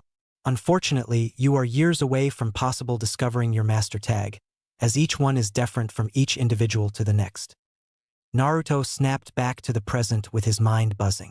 All the information he had gathered today, combined with whatever his chakra was doing, had revealed to him his master tag. He also knew the fourth's master tag was a 5-point shuriken, as that was in both of the 2 formulas on his abdomen. He was in such an excited state of mind about knowing how to perform the Flying Thunder God Jutsu. He never felt his chakra once again mold with the prison on his stomach, changing it for the better. It was as Naruto examined the formulas for the fourth's legendary jutsu in his head, he realized that it would be impossible for him to use. He wanted to cry out in frustration at the revelation. No matter how hard he tried, his chakra could never be controlled enough for the pinpoint precision required to teleport with the jutsu. Even with this new power of living chakra he seemed to have gained, he just knew Flying Thunder God was out of his reach. He couldn't really explain how he knew this, it was just some kind of instinct, a knowing. This power, knowing, seemed to guide him to another thought. Could I use the information I now have on space/time techniques to make my own? Maybe one that requires more power to use so chakra control isn't an issue so much. This thought kept Naruto awake the rest of the night. He was still staring at the ceiling as the sun began to shine through his room's window. Naruto sat bored in his hospital room 4 days later after waking up. According to his sister, he had been asleep for 3 days. Ever since he had woken up, all the Uzumaki wanted to do was go home and practice Fuinjutsu. The Hokage, however, wanted him to stay in the hospital until an expert could examine him. The small child had already finished his breakfast of bacon and toast, and now sat arms crossed and pouting with nothing to entertain himself with. Luckily, he knew the expert would be arriving today. At least they had removed the bandages and given him a shirt. A knock came from his door as Izumi walked in carrying several takeout containers full of Ichiraku ramen. Naruto was happy to see his sister and was even happier to see the ramen. Not that he loved ramen more than Izumi, but he was hungry. Naruto was a little disappointed though when she closed the door behind herself, meaning she was once again alone. According to the brown-haired Uchiha, Baisho had retired from active shinobi duty and had taken up a position in the Uchiha police force. Apparently, their older brother wanted to be home more with the 2 of them. He was too busy right now to come and see the little Uzumaki, since he was still getting familiar with the ins and outs of police work. Naruto had also asked about Ojo-sensei, but Izumi just said he was too old to make the trip. Naruto wasn't sure how he should act towards his big brother. No one knew the redhead was aware of the fact his and Sasuke's hearts had been swapped. The story they gave him was he had reacted wrong to the anesthesia. The young Jinchuriki had tried to reason with himself, figuring his big brother knew he wouldn't really be in any danger. But even Naruto wasn't that gullible. The fact was Baisho had valued another Uchiha's life over his own little brother's, and it made Naruto angry. He would really like to see his sensei though. Izumi noticed Naruto looking at the door but said nothing about it. The truth was no other Uchiha besides her was allowed anywhere near Naruto. The Hokage had given Anbu standing orders to execute Baisho on sight if he left the Uchiha compound, since they placed him under house arrest. What Izumi told Naruto about their older brother joining the police was true though. Despite the Hokage revoking Baisho's shinobi license, the Uchiha police force was considered a civilian institution, so it could hire civilians as police officers. Since civilians weren't shinobi, they couldn't advance up the ranks though. It was a political ruling that gave the Hokage some control over the Uchiha police force without taking full control away from the clan. Just another example of the biased treatment of the Shinobi Council. Izumi had been accosted by an old man on the 2nd day of Naruto's hospital stay, right after leaving the building. The man used a cane, held in his left hand while his right arm was stuck in a sling, and the right side of his face and top of his head were covered in bandages. Despite looking to be as old as Lord Third, the man's hair was a dark gray instead of white. Izumi had become instantly on guard as she knew the man to be Shimura Danzo, the head of Root, an elite unit of shinobi like Anbu that weren't directly controlled by the Hokage. Danzo would have no issue murdering an innocent person if it meant his vision of the Leaf Village was secure. He was not a man to cross. Uchiha Izumi, perhaps one of the most worrisome issues we have regarding our Jinchuriki. Danzo had begun, talking in a casual voice that still held a cold threat somehow. Izumi remembered thinking to herself that the voice itself must have taken considerably practice. "Can I help you, Lord Danzo?" the Uchiha said kindly, placing a fake disarming smile on her face. Danzo's hand tightened around his cane briefly, before asking, "I'm curious girl, if you can answer a question for me. What is most important to you, your little brother, your family, or your village?" Izumi kept smiling even as her blood ran cold. She decided to give an honest answer and let the old warmonger draw his own conclusions. "I believe protecting Naruto-kun protects the village. Therefore he will always be my top priority for as long as he needs me to protect him, since that keeps the village safe." Izumi had walked off quickly after speaking, as to not give Danzo a chance to talk again. She didn't show it, but Izumi had been terrified the entire walk back to the Uchiha compound, and only truly relaxed the moment she crossed the gate. The young academy student had gone to bed early that night wondering if Baisho wasn't the only one being kept alive for Naruto's sake. The sweet girl placed the takeout on the end table in Naruto's hospital room, then leaned over and kissed the top of his head. The little boy blushed as red as his Uzumaki hair since he still wasn't used to such affection. Izumi then placed his food tray table in front of him with the ramen on top. She handed him the chopsticks and sat down while her little brother ate. As Naruto polished off his 10th bowl, there came another knock on the door. The Hokage entered, followed by a big man that Naruto didn't recognize. The new guy had long white hair tied back with bangs covering the side of his face. A headband with the kanji for oil covered his forehead, and his outfit was mostly a light gray. He wore red geta sandals, a red coat, and forearm guards. Izumi sprung to her feet quickly and bowed nervously. "Lord Hokage, Master Jiraiya, it's an honor, sir. What brings you to see my brother today?" Jiraiya gave his award-winning smile. "Ah, you must be the lovely Izumi, Naruto's big sister that the Hokage mentioned. Sarutobi wants me to examine our little patient to ensure everything is going okay with his chakra." Izumi gave the Sannin a questioning look before it dawned on her what he was really going to look at. If it was really a medical issue, then Lady Tsunade would have been called in. This was to do with the Kyuubi's prison, but they didn't want Naruto to know. "Good morning, Naruto," the Hokage said. "This man next to me is one of the legendary Sannin, Master Jiraiya. I asked him to check your chakra network to make sure everything was functioning correctly." As the Fuinjutsu master made his way to Naruto's bedside, Sarutobi was giving Izumi a searching look. The girl obviously knew who Jiraiya was, but didn't ask any question about why he was checking her little brother's chakra network. He had already planned an explanation for the girl in why his student was performing a task that any medical ninja could perform, but apparently it wasn't needed. The only plausible explanation for why though troubled him because it meant someone already told her about Kyuubi. Someone had violated his law and spoke of Naruto's Jinchuriki status to someone that didn't know. Jiraiya stood up and gave his sensei a troubled look. "Hiruzen, can I speak to you in the hallway?" Hiruzen nodded and said, "Izumi, please join us." Uncertain, the young girl stepped out into the hallway. Naruto didn't like the fact they were leaving him alone and just wanted to get out of there already. In the hallway, Jiraiya turned to his former sensei. "What we need to discuss is of a sensitive nature." "She knows."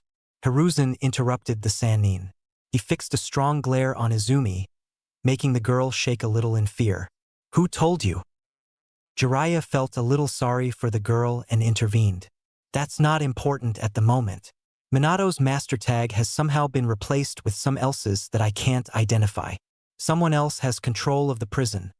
The key Minato gave me won't work anymore." "What?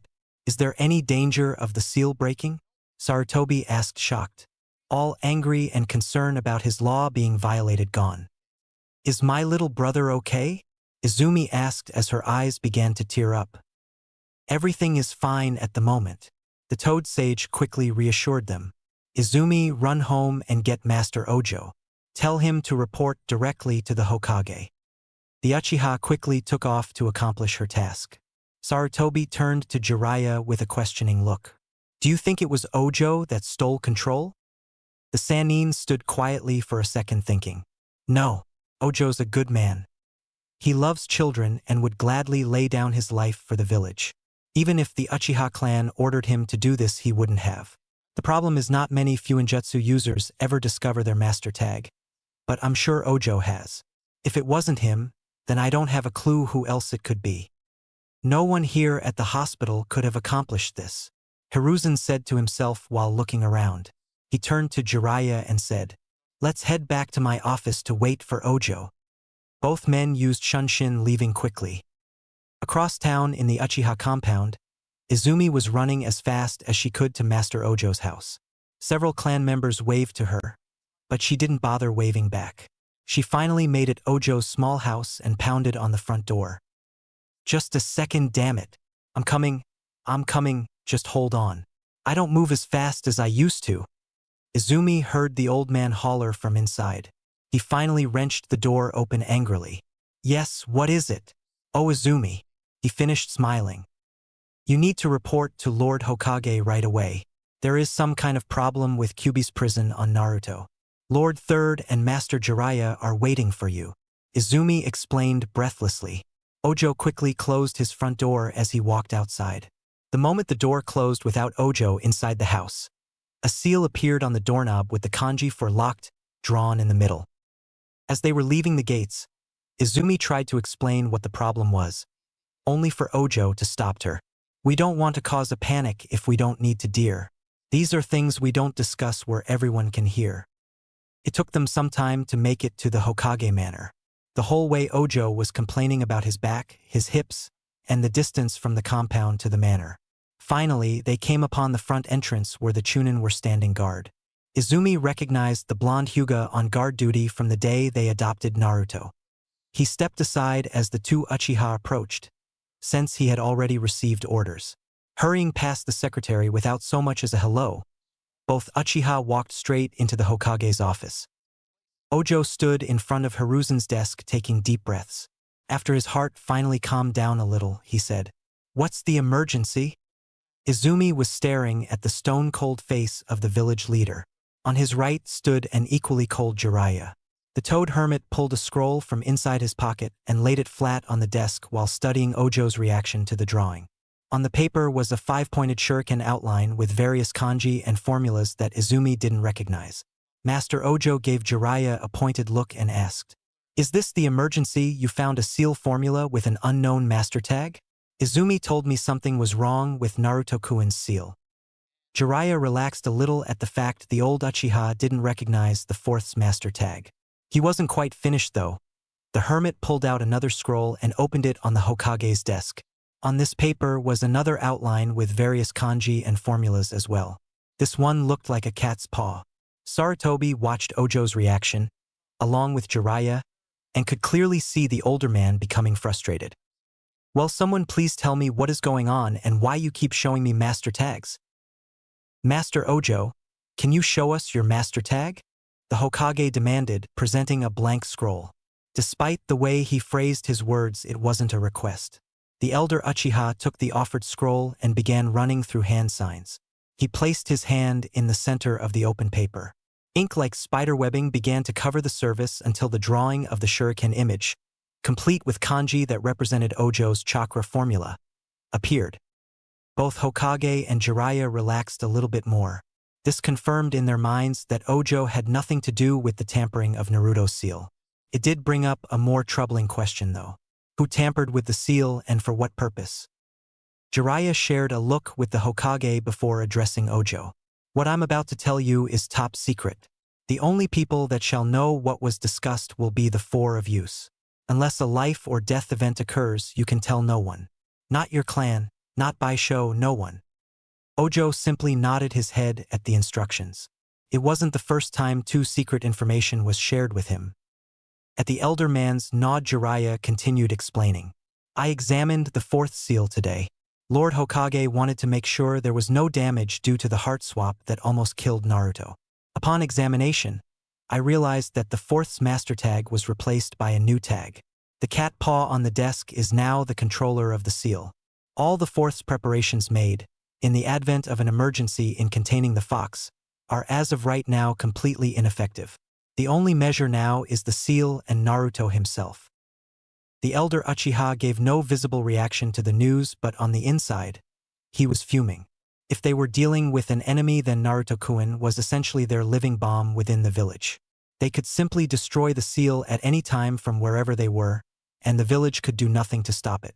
What about placing a second seal over the first? An odd number seal to offset the even number seal perhaps? The Hokage lit his pipe and said, "That won't work. At best it would slow down the fox's release, but not stop it. Also, an odd number seal would completely destroy Naruto's ability to mold chakra." Izumi nervously spoke up, looking to Jiraiya. "I have a question, sir.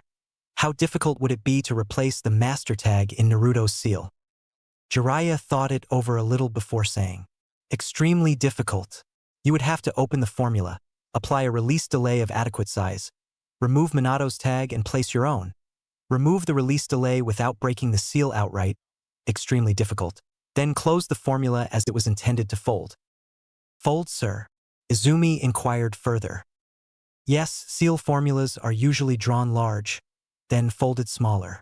When you create an explosive tag, you use an intertabletop to draw the formula.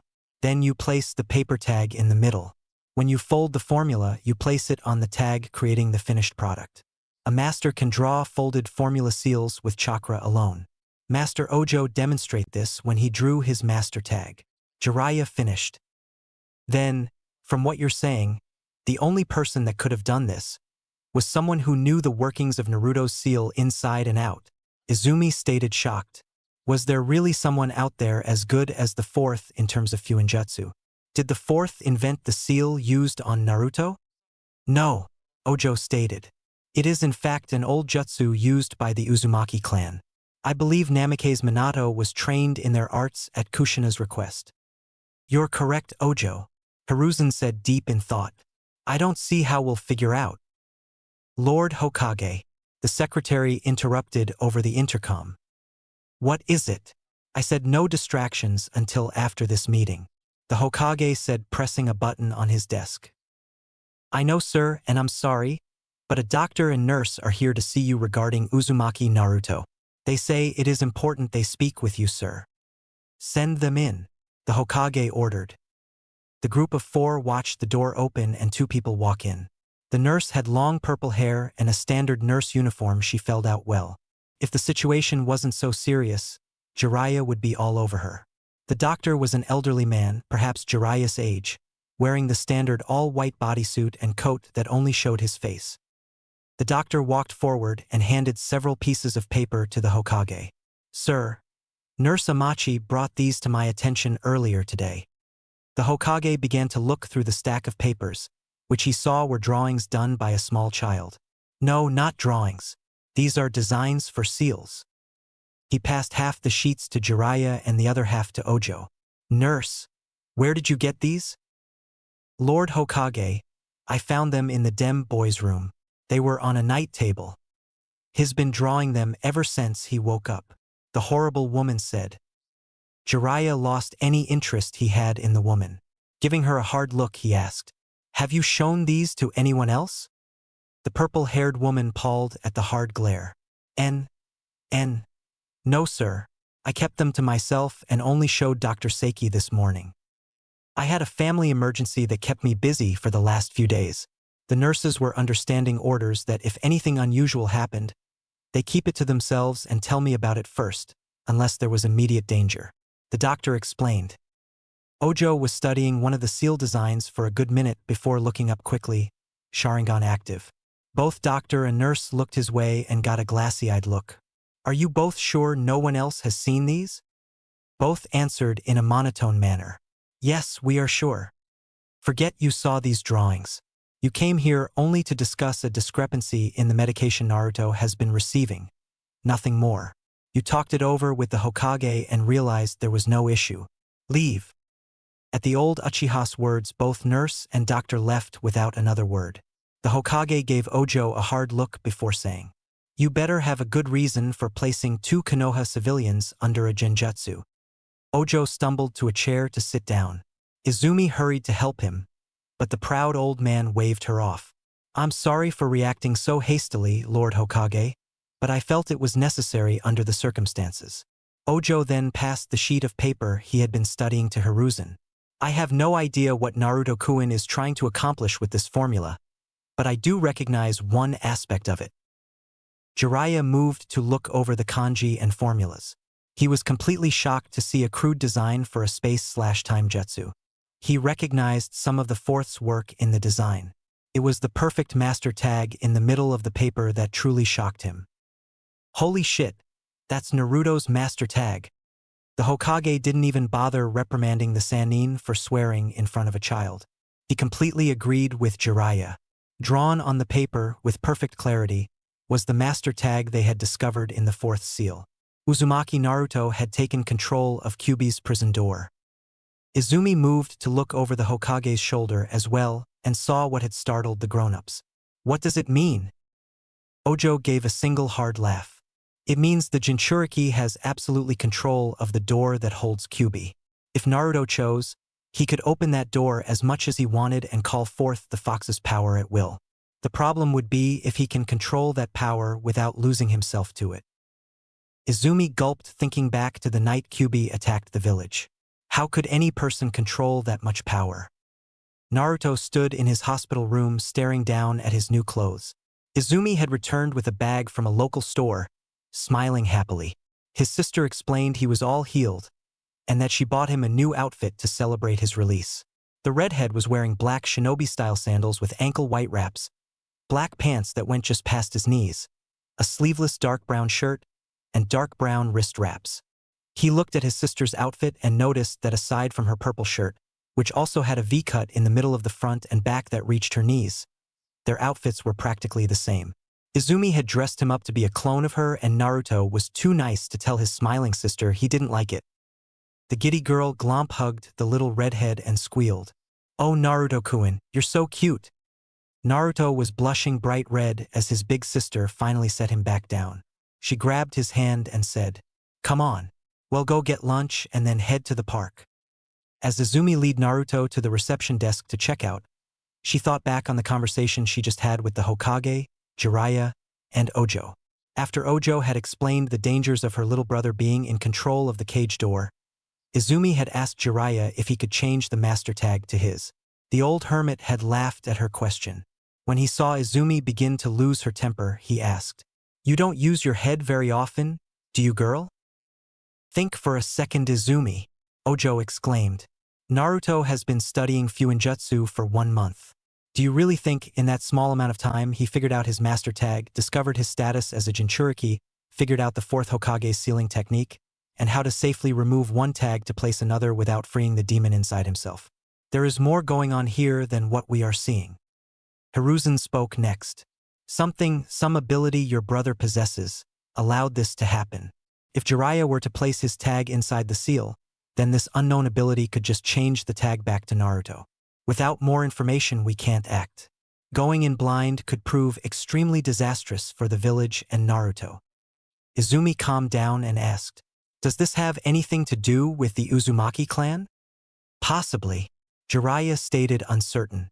"I remember Tsunade telling me once about a chakra ability some Uzumaki possessed they called insight. This ability could instinctively guide an Uzumaki in learning Fuinjutsu and chakra control techniques. Even so, it still required years of trial and error for even an Uzumaki gifted with insight to become a Fuinjutsu master. It wasn't anything for them to improve on clan techniques, as long as they had the knowledge of what was going on in said technique. If Naruto possesses insight, then it still wouldn't explain the unnatural way he gained knowledge of Fuinjutsu. There is no way he could have learned enough in a month to create a simple sealing tag, much less change out a master tag. It may even be possible Naruto is still unaware of his Jinchuriki status and what has happened. However, I don't think we should just ask him either, since doing so would reveal our concerns. If he truly doesn't know, then we shouldn't tell him just yet." Ojo straightened up in his chair a little. "If Naruto is in control of the door, then we could still suppress the fox with Genjutsu. Control Naruto when he begins pulling out too much of the fox's chakra and make him slam the cage shut." "Are there any Uchiha strong enough to control the Kyuubi?" the third Hokage asked sharply. Ojo quickly noticed the intense look on Hiruzen's face. No Lord Hokage, but that is irrelevant. We only need to control Naruto and make him stop pulling chakra from the seal. We can have an Uchiha with the knowledge and strength to control Naruto's mind around at all times. I will be assigning Kakashi Hatake to look after Naruto when he can. When he is too busy, then the responsibility will fall to Kurenai Yuhi. Sarutobi stated with absolute authority. The message had been clear. Lord Hokage only wanted shinobi he trusted to oversee Naruto's protection, and he didn't trust the Uchiha. The meeting had broken up after that, and Izumi had gone to the store to purchase Naruto's new outfit. After checking out of the hospital, the two siblings walked down the street headed to lunch. Naruto held tight to Izumi's hand as, once again, he was met with hard glares from the villagers. The little boy wasn't paying attention to where they were going until his sister stopped in front of a restaurant he had never been to before. Looking up, he read a sign that said, "Yummy Yummy Sushi." "Izumi, can WWE go get ramen again?" Naruto asked desperately. He had tried other restaurants before, but they would always refuse to serve him. Sometimes they would even physically throw him out the door. Noticing Naruto's stutter, something he rarely did when it was just the two of them, Izumi looked down into her brother's nervous face. "You have to eat other things besides ramen, Naruto. If you don't get better nutrition, you'll never grow to your full height. Then again, if you want to stay little Naruto-chan your whole life, go ahead." Naruto pouted at his sister, calling him Chan. He knew he was smaller than other boys his age, but the Hokage assured him he would have a growth spurt eventually. Izumi hugged him again because of the cute pout and dragged him inside. Izumi's happy mode didn't last long as they approached the hostess. The 30-something woman looked at both children and rudely said in a snobbish voice, "Sorry, but we are packed full at the moment. Perhaps somewhere else can serve you." Naruto hid behind his sister's leg at the glare the woman sent him. It confused him, however, when the woman glared at Izumi with almost equal hatred. The little redhead understood why the woman hated him, but what could she possibly have against his older sister? Izumi wasn't confused by the hatred the woman had for her. She had been here a few times and had loved the food, but every time she came someone gave her a hard time because she was an Uchiha. Some people still hated the clan because of past transgressions that occurred during the Warring Clans period, and several people outright blamed them for the Kyuubi attack. This was the first time anyone tried to refuse her service, and she figured it was mainly because of Naruto's presence. The young girl was about to turn and simply leave, when a woman approached from the back tables. "Is there a problem here, Amari-san?" the woman asked. Izumi turned her attention on the new person and saw she was a Hyuga. The lady was dressed in a very lovely light pink kimono. It had white cuffs with the Hyuga clan symbol around them in a ring. The woman's dark blue hair was almost to her knees. Her forehead was unmarked, making her a member of the main branch family. It finally dawned on Izumi just who the woman was. The hostess turned to address the Hyuga, speaking in a much nicer tone. "No, Lady Hitomi, I was just informing these children that we don't have room to set them, and they should try somewhere else." Hitomi looked at all the empty tables around the restaurant. She then turned back to the hostess and said, "There is plenty of room at my table, Amari-san." Amari Yoshida was a 39-year-old woman who had lost her only chance for a better life the day the Kyuubi attacked the village. Doi Haruno, the old rich pervert she had coddled up to, had been crushed by a large building, ending her chance at money. She hated the little red-headed monster that acted like an innocent child while hiding behind his sister's leg, and she hated the little Uchiha bitch that dared to walk the streets of the village her clan attacked. As far as Amari was concerned, the two little urchins should be killed on general principle.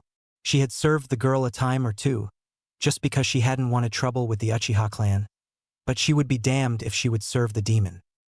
"Lady Hyuga, I wouldn't want to disrupt you and your daughter's meal.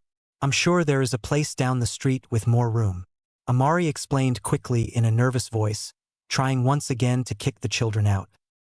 "Nonsense, they will be no trouble, I'm sure," Hitomi said, smiling pleasantly at the hostess. She then turned to the siblings, smiling. "If you two don't mind eating with us, that is?"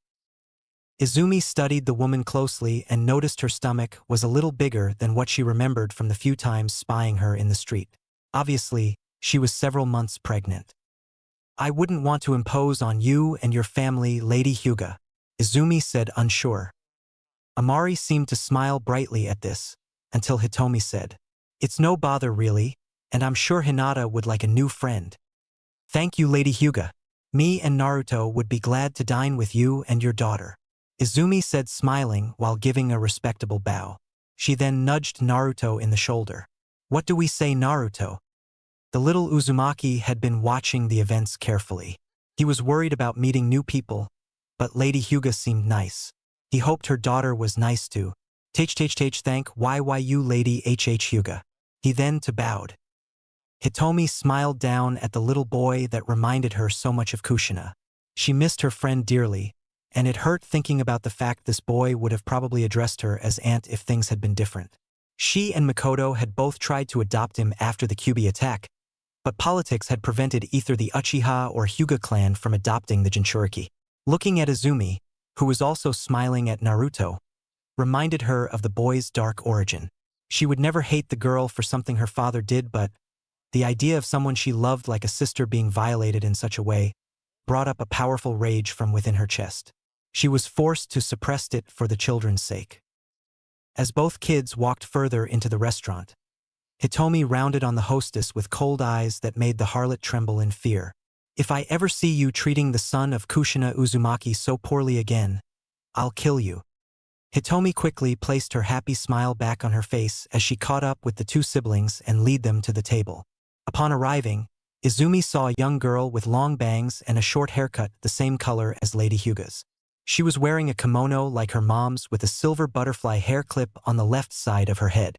She looked nervously around herself until she noticed her mom returning. Another Hyuga sat stocky at the table, glaring at anyone who approached. He was wearing standard shinobi gear and had his headband tied around his forehead, signaling that he was of the side branch family. His short gray hair was slicked back, and he appeared to be a year or two older than Hitomi. "Any trouble, Ige-kun?"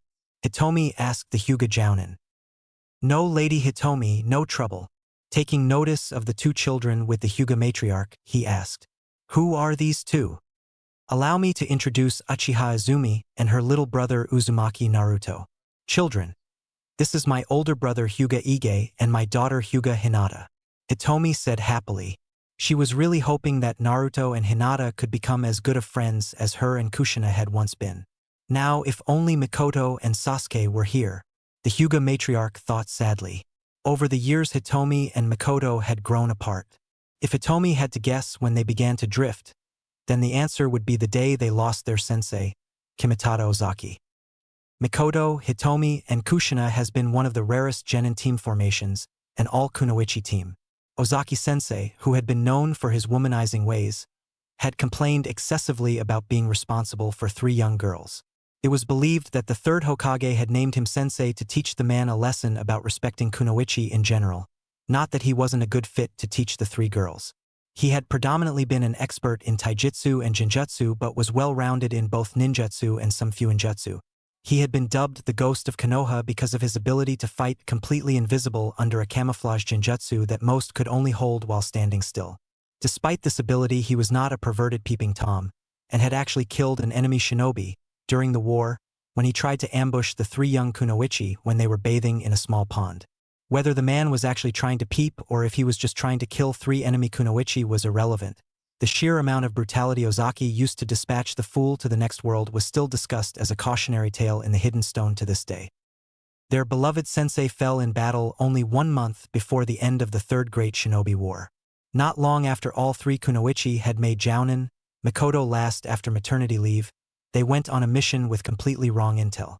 They were to take out an enemy supply route that was supposedly guarded by a small number of Stone Village Chunin. What they had found was an S-ranked enemy combatant known as Hada the Mountain Berserker. He was a stone jounin that specialized in earth jutsu and taijutsu, known for casually killing over 3,000 sand shinobi without breaking a sweat or taking any damage. His armor of mountain jutsu was said to be an inhuman display of earth chakra formation. After all the stone chunin were dead, it was just him and the 3-leaf jounin. The 3 kunoichi were on their last legs, and only Kushina's defensive techniques utilizing her adamant and sealing chains were keeping them alive. Ozaki-sensei had not been far from his former students and had felt Kushina's overwhelming chakra's reaction to the battle, and knew the three were in a desperate struggle. He wasted no time in dispatching his assassination target, a corrupt businessman that was giving aid to Hidden Stone, and hurried to save his students. Upon arrival, he quickly identified the enemy and realized he would be able to win in a straight fight, thanks to his current state. Using a powerful genjutsu of his own invention, Ozaki managed to grab on to Hada and lock their chakra together. With the stone Jounin's chakra now mimicking his own, Ozaki used a suicide seal to destroy his own heart, destroying Hada's as well. The Kunoichi had carried their fallen teacher home where he received full honors for his service and dedication to the village. Even Hidden Sand had carved his name in a special place they had on their village wall to honor fallen allies. After the war, Hitomi and Makoto has settled down with the husbands they had been promised to in their youth. Kushina had never really been a fan of arranged marriages, mainly because of what happened between her and Minato Namikaze, and had stubbornly refused to attend the ceremonies that enslaved her former teammates. Makoto had postponed her marriage until after the war and never told her oldest he had been an accident. Kushina's stubborn refusal to be a bridesmaid had caused the rift that had formed after losing Ozaki-sensei to grow bigger. Soon Makoto became pregnant with her second child and all three Kunoichi reconciled over drinks. Well, Makoto didn't drink obviously, but she had fun watching her two friends get wasted. Kushina had apologized for not being more supportive of their marriages, and for not being a better surrogate aunt to Itachi, though it was probably the huge amount of alcohol she consumed that made the extremely stubborn woman so apologetic. Hitomi reasoned with herself that this was probably the night her friend was attacked by Uchiha Ikari. Makoto was forced to help Hitomi home because she couldn't handle alcohol like Kushina could. Not long afterwards, the Hyuga matriarch became pregnant with Hinata and the team gathered again to celebrate, this time at a tea shop. It had been fun forcing the Uzumaki Kunoichi to have a formal lunch that she hated so much. She complained the whole time about the boring tea and dry rice cakes. Everything was going wonderful until the night Naruto himself was born and everything changed. After that horrible night, Makoto had drifted away from Hitomi as the Uchiha clan took precedence, and the Hyuga matriarch was lost in her own grief to try and hold on to the past. Kushina's dub team Badass Kunoichi died the day the Fuinjutsu mistress left this world. The table they were setting at was only big enough for 4 people, but Hinata and Naruto were so small they sat on one side together. Ige Hyuga sat across from the younger kids and Hitomi next to her daughter. Izumi sat across from Lady Hyuga, next to her little brother. Both younger kids smiled shyly at one another but didn't say anything. Figuring this would never do, Hitomi asked the boy. So, Naruto, I heard through village gossip that you had begun to study Fuinjutsu. Was that the reason you were in the hospital? Hitomi remembered the first time Kushina had made an explosive tag. It had blown up right in her face and she had to spend the night in the hospital due to a concussion. If not for her chains protecting her, the Uzumaki would have taken her own head off. The Hyuga mother was curious if something similar had happened to Naruto. Izumi decided to answer for her brother, so he didn't say anything he wasn't supposed to. No ma'am. Naruto had to give Sasuke bone marrow to save him from the damage done by a poison. He had an adverse effect from the anesthesia, so the Hokage ordered him to the hospital to be monitored. Hitomi was shocked by this for 2 reasons. The first was the fact someone had tried to kill little Sasuke. The second was that Naruto had been hospitalized for several days because of complications with anesthesia. Anyone that knew anything about the Uzumaki clan knew that poisons and toxins had little effect on them. The chances of Naruto having an allergy or something similar was not really possible. Looking towards her brother, she could see he was on the same page as her. Ige had a special rare ability of the Hyuga clan. He could activate the X-ray abilities of the Byakugan without activating the dojutsu. When he did this, he didn't have 360 degrees of vision, but whatever was right in front of him was fully exposed. The only tell that he was doing this was a more defined iris, but Izumi wasn't that observant. Hitomi's older brother had an angry look in his eyes as he tapped out on the table silently in special Hyuga code. They exchanged their hearts. Hitomi felt her blood go cold. What in the hell was Makoto thinking, jeopardizing Naruto in such a way? It must have been the damned Uchiha clan.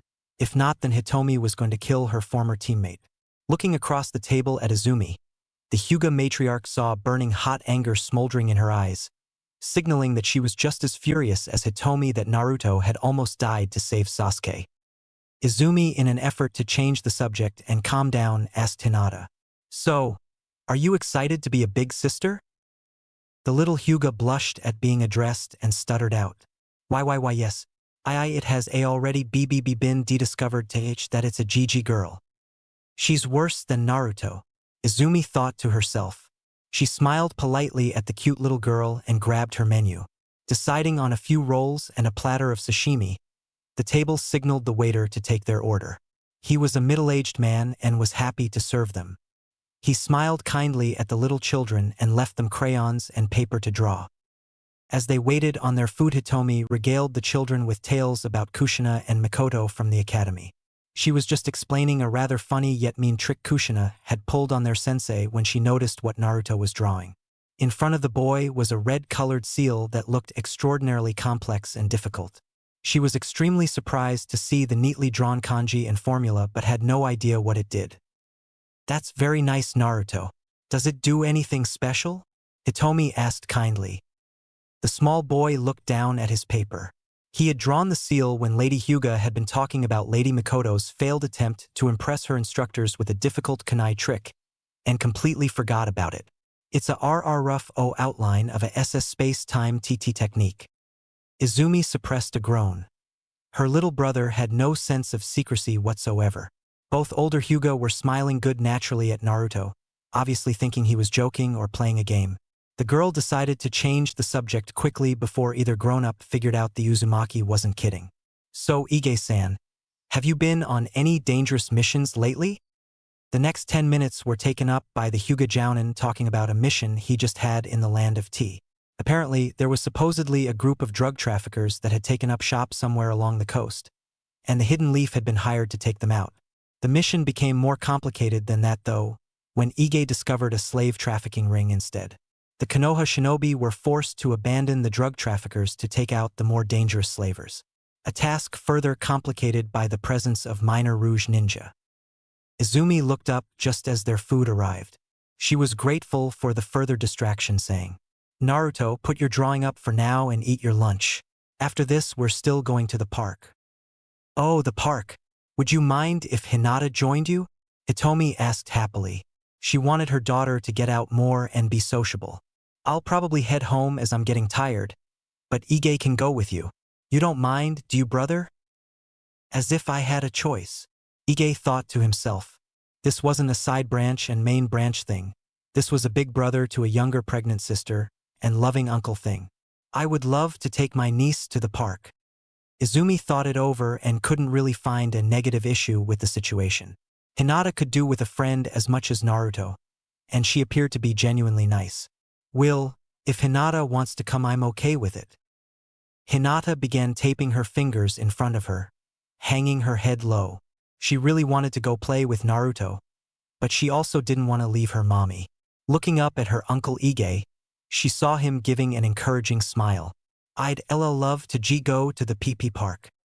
Izumi, Ige, and Hitomi watched amused as the two small children tried eating the sushi. One of the first pieces of sashimi Naruto tried was octopus. The sour face he made caused the two adults and one big sister to laugh out loud. Izumi helped him by handing over several pieces of salmon and tuna, her own two favorites. Her little brother seemed to have her taste in sashimi, and soon they were ordering more. After watching Naruto put away several platters of fish and rolls, the two adult Hyuga became a little concerned about the bill.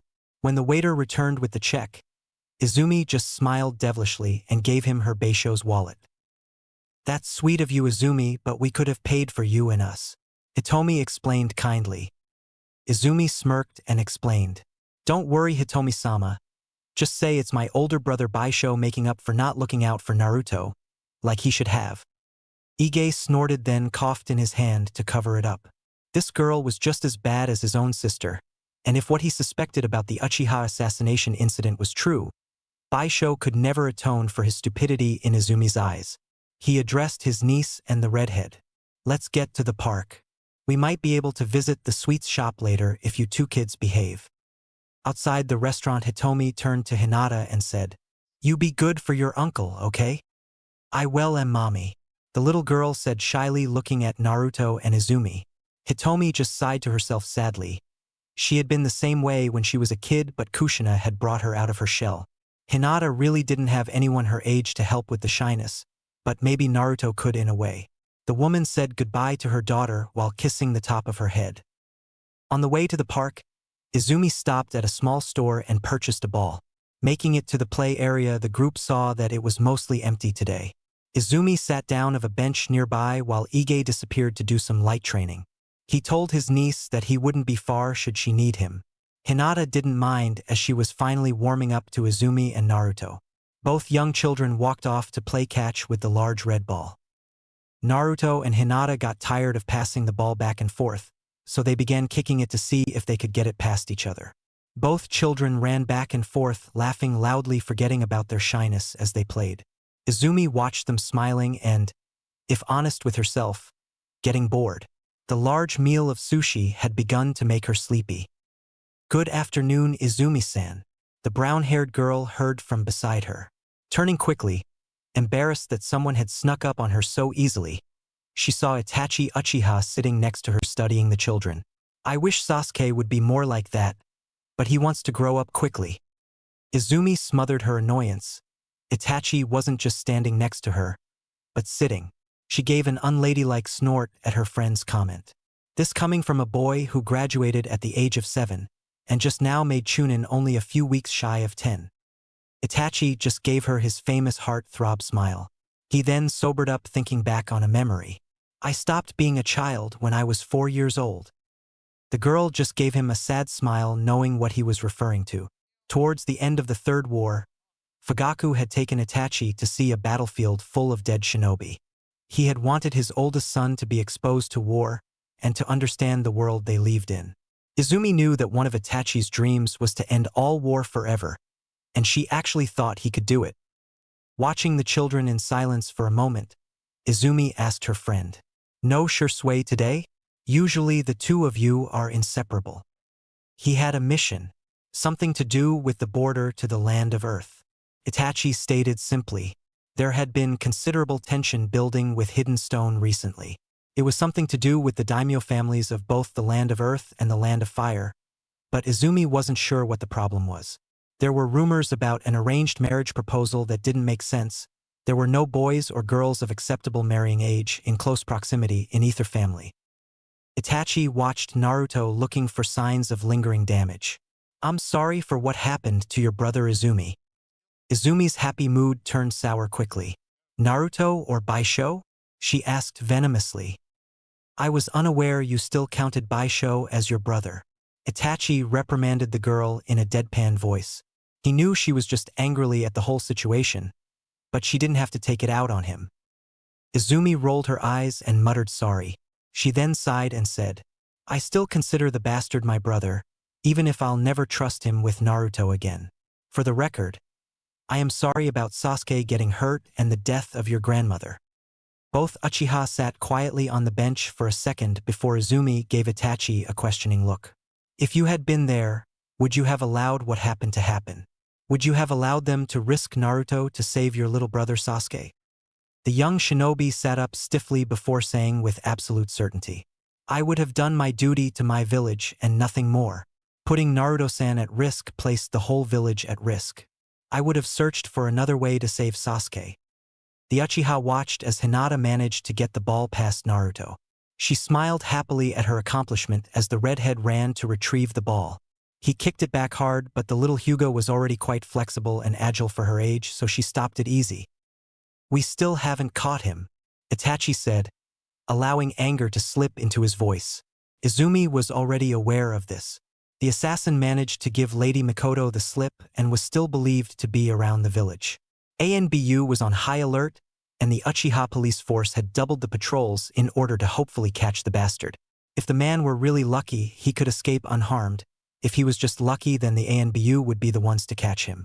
If the Uchiha caught him, they planned to make an example out of the enemy ninja, and if Izumi or Itachi caught him, he would be begging for the Uchiha to save him. Izumi watched a little proud as her baby brother finally managed to get the ball past Hinata. She quickly ran smiling into the woods to get it. Itachi activated his Sharingan to keep an eye on the girl and saw the red ball bounce of the back of another child's head. The kid looked to be about 6 or 7 and wasn't happy about being hit. His 2 friends stood on either side of him as Hinata approached. Hearing a growl from beside him, Itachi turned to see Izumi staring off into the woods with her own Sharingan activated.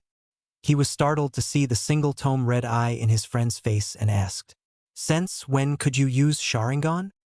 "Ever since I heard Naruto was going to be okay," the angry girl said, standing up.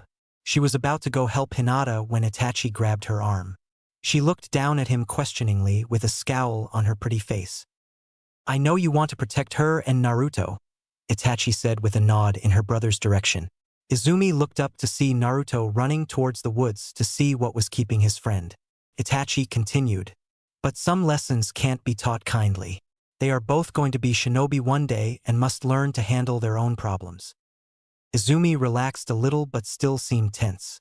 Itachi placated her more. "The most that will happen is a black eye or 2. This is one of the safest ways for both to learn this lesson." Izumi huffed and sat back down, keeping an eye on her little brother and his friend. She hated to admit it, but Itachi was right, annoyingly so, even if she didn't like it. Naruto ran as fast as he could towards the woods smiling. This was one of the happiest days he could ever remember. He had never had a friend his own age before, and Hinata-chan was great. As he began to walk into the trees, he heard his friend sniffling. Thinking she may have tripped and hurt herself, Naruto moved a little quicker. "I'm SSS sorry, the BBB ball HH hit YYU," Naruto heard his friend say in a scared voice. "What do you guys think? Do you think the little Hyuga princess is sorry? Maybe we should make sure she's sorry, so she doesn't think it's okay to go around hitting peasants like us." Naruto heard an older boy sneer. Busting out of the trees and into a small clearing, the redhead saw 3 older boys standing around Hinata menacingly. The one in the middle was holding their red ball and standing too close to his friend for Naruto's liking. Without thinking, the Uzumaki heir placed himself in front of the smaller girl. "What do you want?" The leader of the little gang laughed cruelly at Naruto's stutter. "Well, look what we got here, guys. It's the little princess's bodyguard. Oh, I'm so scared. I wonder which one of you babies will piss yourselves first." Both of the bullies' sidekicks laughed at their leader's joke. The mean kid still holding the ball shifted it to one hand and said angrily, "This came out of the trees and clocked me hard in the back of the head. I want you, and that spoiled brat behind you, to get down on your hands and knees and beg for forgiveness. That's what I want, you little waste of space. I'm the O1WW who kicked the BBB ball. Hinata-chan didn't have anything TT to do WW with it." Naruto explained, trying to sound as tough as he could.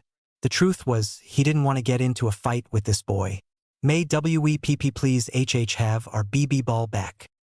Get down on your hands and knees and beg me to give it back, you little brat," the boy said, spitting each word into the smaller boy's face. Naruto was too nervous to really move, so did nothing. A little voice in the back of his head was telling him to take Hinata and run, and another was telling him to kick the older boy in the nuts. It dawned on Naruto that the second small voice sounded oddly like an older woman with a high-pitched voice. "Cough, Kushina, cough." "What? You need help getting on your knees?" the bully said in a low growl. One of his friends realized this might be going too far and walked forward. "Daichi, enough. Just give the idiot back the ball." "You want some of this to Aoki?" The no-named Daichi spat at his friend. He then turned back to Naruto when Aoki backed off. "If you don't want to get on your knees, then I'll make you." Daichi took a step towards Naruto with his right arm raised to strike. Naruto instinctively took a step into the larger boy's guard and brought his left forearm up to block. Daichi's face registered shock as Naruto effortlessly stopped his swing. It was like he did it every day. The little redhead then brought his right fist up in an uppercut, aimed at the bully's abdomen. The moment the older boy took a threatening step towards Naruto, Itachi and Izumi had begun moving to intercede before the redhead took too many blows. The moment the small Uzumaki blocked the attack, though, they both panicked and ran faster. That block had been almost textbook perfect, with almost flawless chakra control that was usually only achieved by years of practice and training. Naruto had reinforced his arm with perfect precision, also gripping the ground with chakra from his feet, and was now aiming an enhanced blow to his enemy's unprotected body. The night Kyuubi attacked, Itachi had protected his mother and baby brother by shattering a piece of rubble that was about to crush them. The precision of chakra control he had used then was better than what Naruto was doing now, but the amount he had used was roughly only 1/3 the amount Naruto was using now. Uzumaki Naruto was going to make his first kill if they didn't stop that fist. Inch by agonizing inch, the fist of death sailed closer to the older boy's abdomen. Sharingan precision allowed Itachi and Izumi to trace the movement and guess exactly where the blow would land. Either the little redhead's hand would go completely through Daichi, or the impact force of the chakra-enhanced blow would literally rip the body in half. It was as the Uchiha Chunin and Academy student were halfway to intercept, they realized they couldn't possibly make it in time. Itachi had outrun Izumi and was only centimeters away when Naruto's fist connected with flesh. A loud smacking sound filled the clearing, causing nearby birds to take flight. Itachi and Izumi sighed in relief at the sight of Hyuga Ige gripping Naruto's closed fist. "That's enough, you two. I suggest you both break it up now," the older Hyuga said sternly. He glared down at Daichi with a hard glare that promised pain. The 7-year-old nearly wet his pants as he and his cronies left. He shot Naruto a look that clearly said, "This isn't over." Ige walked over to the ball the older boy had dropped when he tried to block Naruto's attack.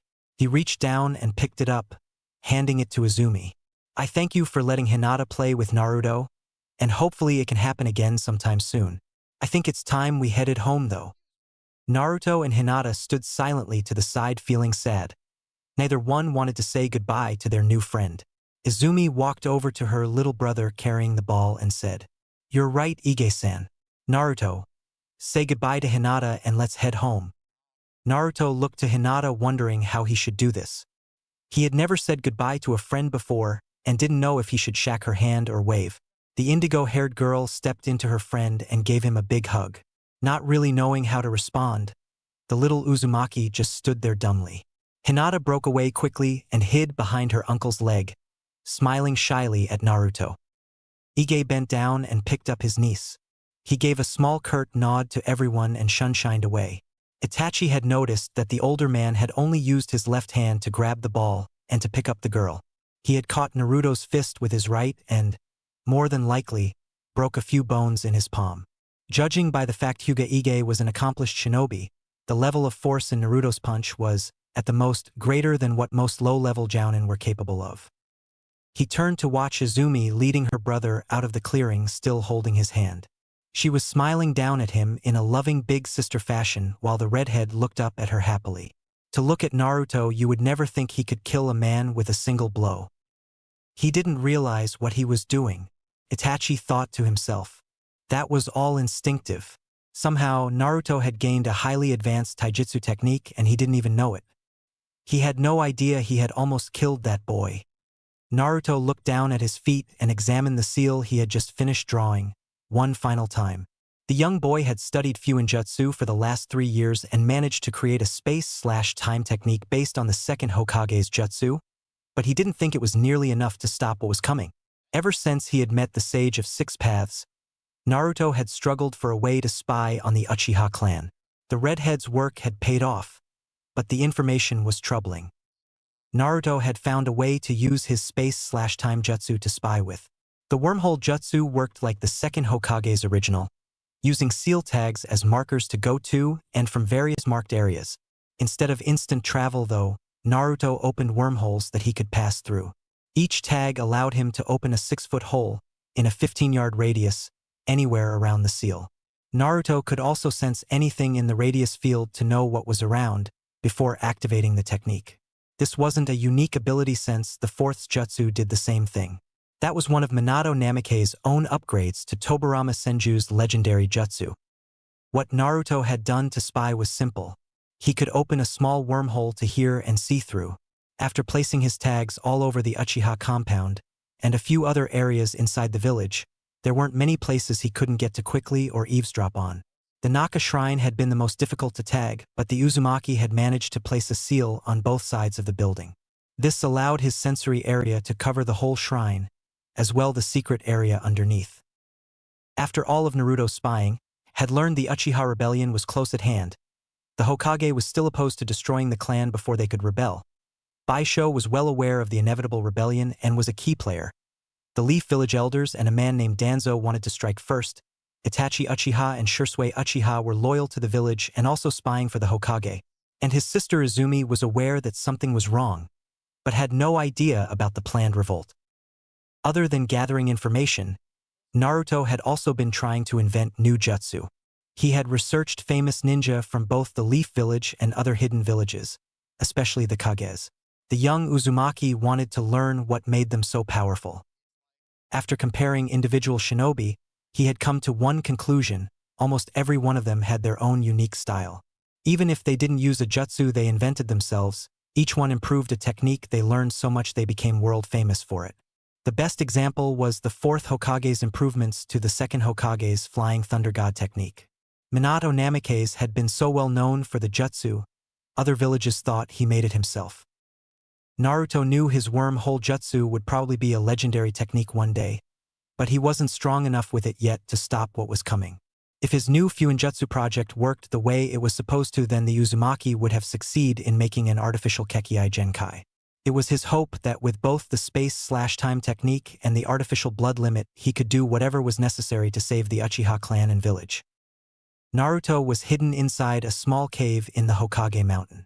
He had found it 2 years ago when he was out exploring. The Uzumaki had decided to use it as a hidden workshop for his Fuinjutsu experiments, since it appeared no one had been in it for a while. He sealed the entrance, then placed a teleport tag to keep access. Another tag recycled air so he wouldn't suffocate. At the moment, the ceiling and walls were covered in ink markings that all connected down at the redhead's feet. Taking a deep breath to steady his nerves, the little Uzumaki took his shirt off and laid on the ground. Naruto brought his hands up in front of his face and made the sign for focus. He then balled his little hands into fists and held them down at his side, gritting his teeth against the pain. All around the room, the ink markings began to wiggle and move as if they were alive. Each one began to snake their way across the walls and ground to forcibly merge themselves into Naruto's exposed back. Despite the feeling of his skin burning, the young boy didn't give out a scream or move. To do so would cause the formula to not set properly. If the formula failed, it could cripple or kill him. After the ordeal that lasted only a few seconds, Naruto laid on the ground panting hard and sweating. Every muscle in his body burned. There was now a tattoo in the middle of his chest that had the kanji for form inside a circular formula, and another on his back with the kanji for creation also inside a circle formula. Despite the lingering feelings of pain, the redhead couldn't help but smile. His living chakra was examining the tattoos to determine how they reacted to his body and had concluded that his invention worked perfectly. Naruto Uzumaki, age 7, had just created an artificial Kekkai Genkai. Oh. Naruto, Izumi, and Beisho's house. Afternoon. Izumi stood over her little brother helping him get dressed. Today was Hinata's 7th birthday and Naruto was one of the kids, not related to the little heiress, that was invited. He was wearing the new dark gray kimono Izumi had bought him that was polka-dotted with Uchiha and Uzumaki clan insignias. "Are you feeling okay, Naruto? You look like you didn't sleep well," the older girl asked concerned. Naruto had a slight guilty look on his face as he explained in a subdued demeanor. "I'm fine, Izumi. I just didn't get a lot of sleep last night because I was reading my scrolls." The Uchiha gave her baby brother a hard look and said in an angry voice, "We've talked about this before, Naruto. You can't stay up all night studying Fuinjutsu. If you don't sleep enough, then you could have problems concentrating throughout the day." The little redhead looked down at his feet sadly. He felt guilty about lying, but there was no way he was telling his overprotective sister the real reason he was tired. He still had a few aches and pains from the life-threatening jutsu he just created and hadn't fully recovered his stamina yet. Thinking about the first time he risked his life in creating a jutsu still brought a phantom itch to his right arm. The first technique Naruto ever perfected was a medical jutsu based on the seals used to help him recover after the surgery. Thanks to his living chakra, the young Uzumaki knew instinctively that he could never use traditional medical jutsu.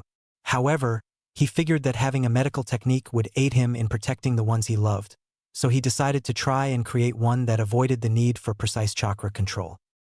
The big issue with medical jutsu was one needed amazing chakra control, so they could safely evacuate a patient's chakra while applying their own without causing further damage to the already injured patient. The actual healing and repairing were a matter of knowing what needed to be done and making the jutsu perform the work correctly. Naruto had wondered to himself why the medic couldn't just use the patient's chakra to heal the injury. This thought led to the ninjutsu seal tag on Naruto's right forearm. It spread from elbow to wrist and allowed him to absorb a small amount of another person's chakra, match his chakra signature temporarily with theirs, change it to self-healing energy, and finally funnel it back into the patient's body. From there, the jutsu would target the damaged area and repair the injury, exactly like some skilled medics could self-heal themselves, therefore negating the need for precise chakra control. The affected person's body recognized the chakra as their own and didn't fight back against it. The first time Naruto ever used the jutsu was when he saved Lady Hyuga. Not long after Hinata's little sister was born, Hitomi began to get sick and weak. It took some time to discover that she had been poisoned with a large amount of chakra metal. The foreign material gathered in her major organs and bloodstream causing severe damage. Also, because of the chakra-absorbing nature of the metal, traditional medical jutsu couldn't remove it faster than the absorbing rate. The damage to Hitomi's body finally resulted in her slipping into a coma. The amount of tissue necrosis eventually made continuing medical jutsu too dangerous. Hayashi and Hinata were preparing themselves for the inevitable death of the Hyuga matriarch when Naruto asked to try and save her. It showed just how desperate the Hyuga clan leader was to save his wife that the Uzumaki was even allowed to attempt his technique. Naruto was able to flood Hitomi's body with so much self-healing chakra that it repaired all damage done faster than the chakra metal could absorb. After that, since the medical staff now knew the problem, a basic water jutsu was used with Lady Hyuga's own blood to flush out the metal. Normally this wouldn't be possible, but since Naruto's Uzumaki mystic Fuinjutsu seal kept a patient in a constant state of rapid self-healing, it was. Lady Hitomi was saved, but they never found out who tried to kill her. The only thing anyone was sure of was that the poisoning was done right after Hanabi was born, but all medical staff present at the time were cleared of suspicion by an investigation. At first, Izumi had been proud of her little brother's accomplishment. It wasn't until after Lord Third and Ojo had examined Naruto's arm that she became furious. They informed her that to create the jutsu, Naruto had to use the force scrying method. This was the seal formula creating method that allowed drawn kanji to forcibly stitched onto a person's body, the technique the young Uzumaki just used to create his artificial Kekkai Genkai. The danger came from if the seals weren't drawn correctly. When they were compressed onto living flesh, there was a danger of implosion or explosion. After hearing this, Izumi had slapped Naruto upside his head and asked him what he had been thinking trying something like that on his own. Ojo had also been disappointed in the young boy since it was he who showed Naruto a book detailing the method in the first place. Today Naruto had broken his promise to never do something that stupid again without help. Izumi, dressed in a lovely red kimono, picked up the wrapped present from the table. She then took Naruto's hand and walked out of their little house. Both siblings began to make their way down the street heading for the Hyuga clan compound. Naruto looked up at his big sister and smiled happily. He would rather Izumi be alive and angry at him rather than dead. With each passing day, the inevitable conflict between the Uchiha clan and Konoha was approaching, and Naruto knew he had to be ready to fight for his precious people.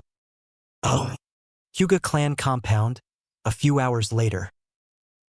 Hayashi Hyuga looked around his clan's park at all the kids in attendance for Hinata's special day. Though he kept the image of a stern father and clan head, there was a warm, happy glow in his heart. His little family meant the world to him, and his daughters were second to none. Both his cute princesses had him wrapped around their fingers even if they didn't know it. Over at a small table which held the presents, Hitomi sat with a few other parents holding Hanabi. His youngest daughter was wearing a pink kimono decorated with butterflies, an exact copy of her big sister's. The Hyuga Council hated all these breaks in tradition, but Hayashi could care less what they wanted. Between the old assholes glaring or his wife not giving him any, he'd take the glaring any day. Hitomi was determined that their daughters and nephew Niji be allowed the childhood that the previous generation was denied, and he was too weak-willed to argue. Thinking about Niji made Hayashi's eyes focus to a corner of the grounds where the young boy stood sulking. His nephew hadn't bothered to dress up for the party and was wearing a pair of dark gray shorts and a light gray shirt with his forehead wrapped in bandages. The young boy would rather be off training, but Hitomi had insisted he come. She had told him he could invite some friends from his academy class, but it would seem Niji had decided not to, as none had showed up. Bored, Hayashi walked over to his wife, who was talking to Blossom Namikaze. The pink-haired woman was going on about the children and who would be cute together. Hitomi was trying to be polite, but Hayashi could tell his wife wanted to strangle the civilian woman. Honestly, if someone else was having the exact same conversation with her, Hitomi would have been interested. However, since it was, in his wife's opinion, the civilian harlot, Hitomi could care less. Hayashi decided to save the pink-haired woman from a thrashing and walked over to stand by his wife. Looking up, Blossom saw the Hyuga clan head approaching. "Hello, Hayashi-san. Me and Hitomi-san have been discussing the children.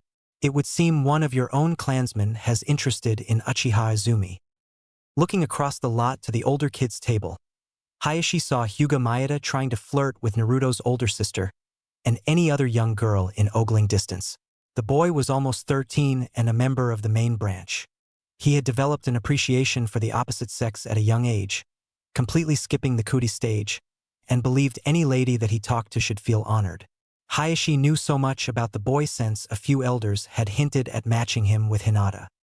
Not that Hitomi would ever let that happen, of course. He had actually caught her writing Uzumaki Hinata on a piece of paper the other day. When he asked her what she was doing, his wife had simply said, "Just testing it out." Looking back at the pink-haired woman, Hayashi noted, if he doesn't learn what that angry look on Uchiha Izumi's face means soon, we're going to have to save him from a beating. Hearing a shy laugh Hayashi knew to be Naruto's, his eyes found the little Uzumaki and Hinata sitting at the cake table. Both children were nervous as the other kids laughed and played around them. The only two kids seating with them were the Nara heir and the Akimichi heir. Nara Shikamaru appeared to be asleep, but at least Akimichi Choji was trying to talk with Naruto. Hinata was shyly hiding her face behind the redhead's shoulder, as she still didn't like talking with new people. He watched happily as Yamanaka Ino and Namikaze Sakura approached Hinata from behind with an arm full of flowers. The little blonde and pink-haired girl smiled kindly as they tapped her shoulder. They seemed to indicate the flowers they were holding as they asked Hinata something. Hayashi couldn't make out what was asked, but it caused her face to gain a more nervous look. As his oldest gave her trademark apprehensive finger tap, Izumi came to the rescue. She talked things over with the younger girls before all four went off by themselves. Hinata gave Naruto a small hug before leaving him though. Hayashi almost broke his stock Hyuga facade by chuckling at the Uchiha girl's relived face at getting away from the persistent Maeda. "Oh, that's so cute!" Blossom exclaimed at Hinata's hug. "How long have those two been friends?" Hitomi was taken back a little when she realized the woman, who she had such a low opinion of, was giving a nice compliment to Uzumaki Naruto. She figured Blossom would be just like most civilians regarding the boy's very existence. She recovered and said, "They have been friends for about 3 years. Naruto-san actually saved my life not long after Hanabi was born." Blossom smiled down at the little girl wrapped in her pink kimono. The youngest Hyuga smiled back at Lady Namikaze, clearly showing a much more outgoing manner than her older sister. Blossom looked back up at Hitomi and asked uncertainly, "I had heard rumors. The birth was difficult?" "Something like that," Hayashi answered quickly. The truth about the assassination attempt had been covered up. Certain complications arose that made most medical jutsu almost completely useless. Thankfully, Naruto-san invented a medical fuinjutsu, the Uzumaki mystical healing seal, that was able to work.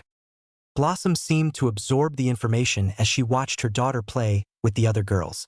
"Fuinjutsu, that's impressive. My Sakura-chan has been reading a few beginner's books on the subject. She wants to be just like her father." Hayashi noticed Hitomi's thoughtful look.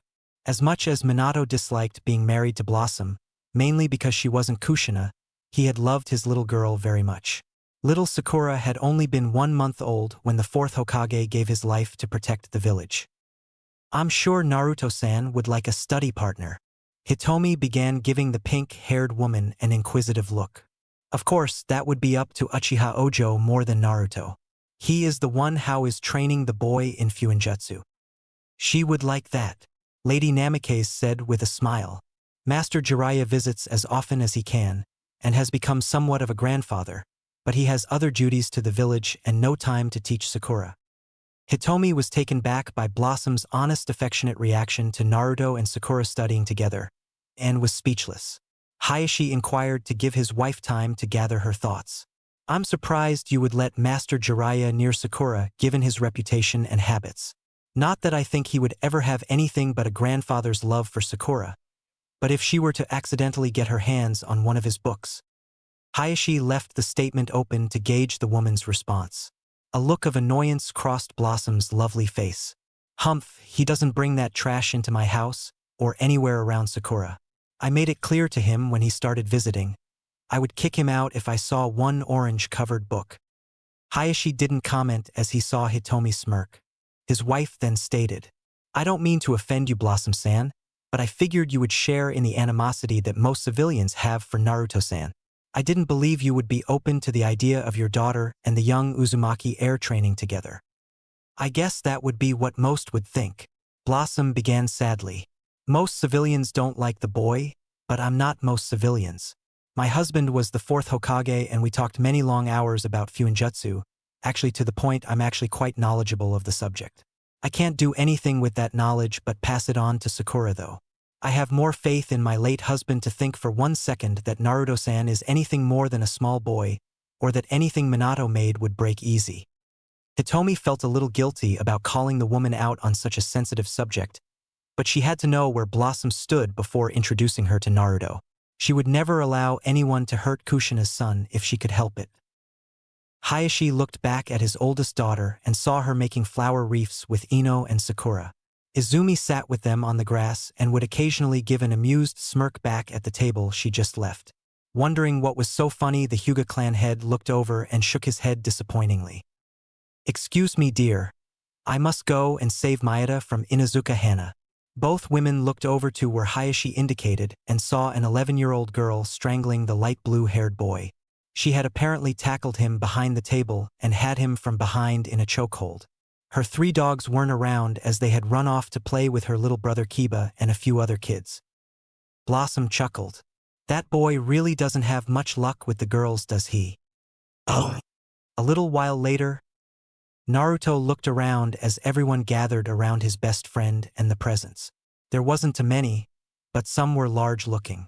He really hoped Hinata loved his gift. It had taken him a month to make. Hitomi walked forward with a large box and placed it in front of the girl. Hanabi saw she was close to her older sister and began to reach out for her. Hinata never let an opportunity to hold her baby sister pass and gladly sat Hanabi in her lap.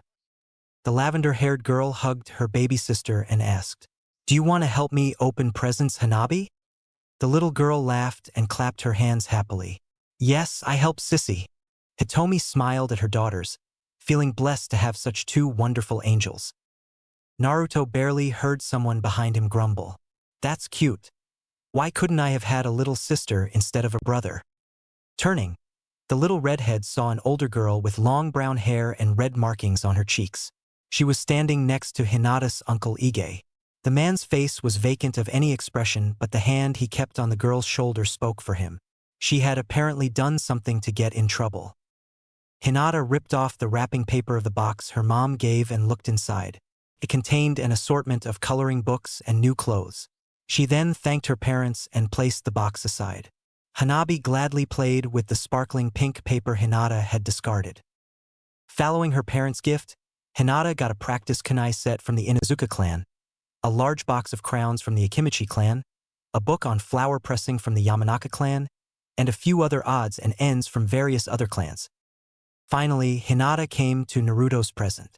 It was actually the smallest box there. All wrapped up in orange paper, the present didn't look very grand. Hinata opened it as Hanabi reached for the large orange bow on top. Naruto-kun, this is beautiful, Hinata said, so shocked she forgot to stutter. The little girl pulled out a silver chain necklace that had silver locket hanging from it. The locket wasn't big, only 4 inches, but it had the Hyuga clan emblem embroiled on it. Hinata opened it to see an odd-looking reddish metal-like plate on the inside with a picture of her and Naruto holding Hanabi on the other side. She looked at Naruto and asked, "What's the metal P-plate for?" Naruto, nervous, hugged himself.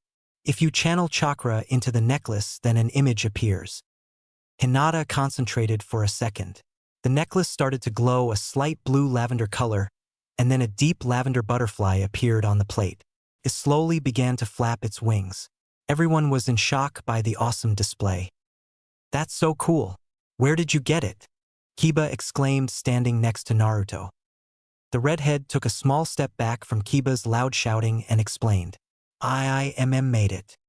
Hitomi took the necklace from Hinata and examined it. She noticed that despite first glances, the gift was not made from silver. The texture was more stone or marble, and the red plate felt like metal but looked like wood. She passed it to Hayashi so he could look. "Most impressive, Naruto-san. This is Fuinjutsu forging, I believe." Why, yes, sir," Naruto nervously answered Hinata's father. "Fuinjutsu?" Sakura asked excitedly. Hayashi knew Naruto would have a hard time explaining, so he did. Fuinjutsu forging is the process of using seals to reform an object into something new. Naruto took stone and changed the shape to be a chain and locket. He then used seals to augment the pigmentation to give it a silver color and shine.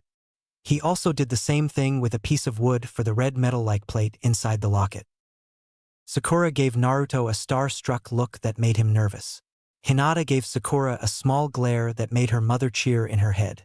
Hayashi handed the necklace back to his daughter and everyone went to get food and cake.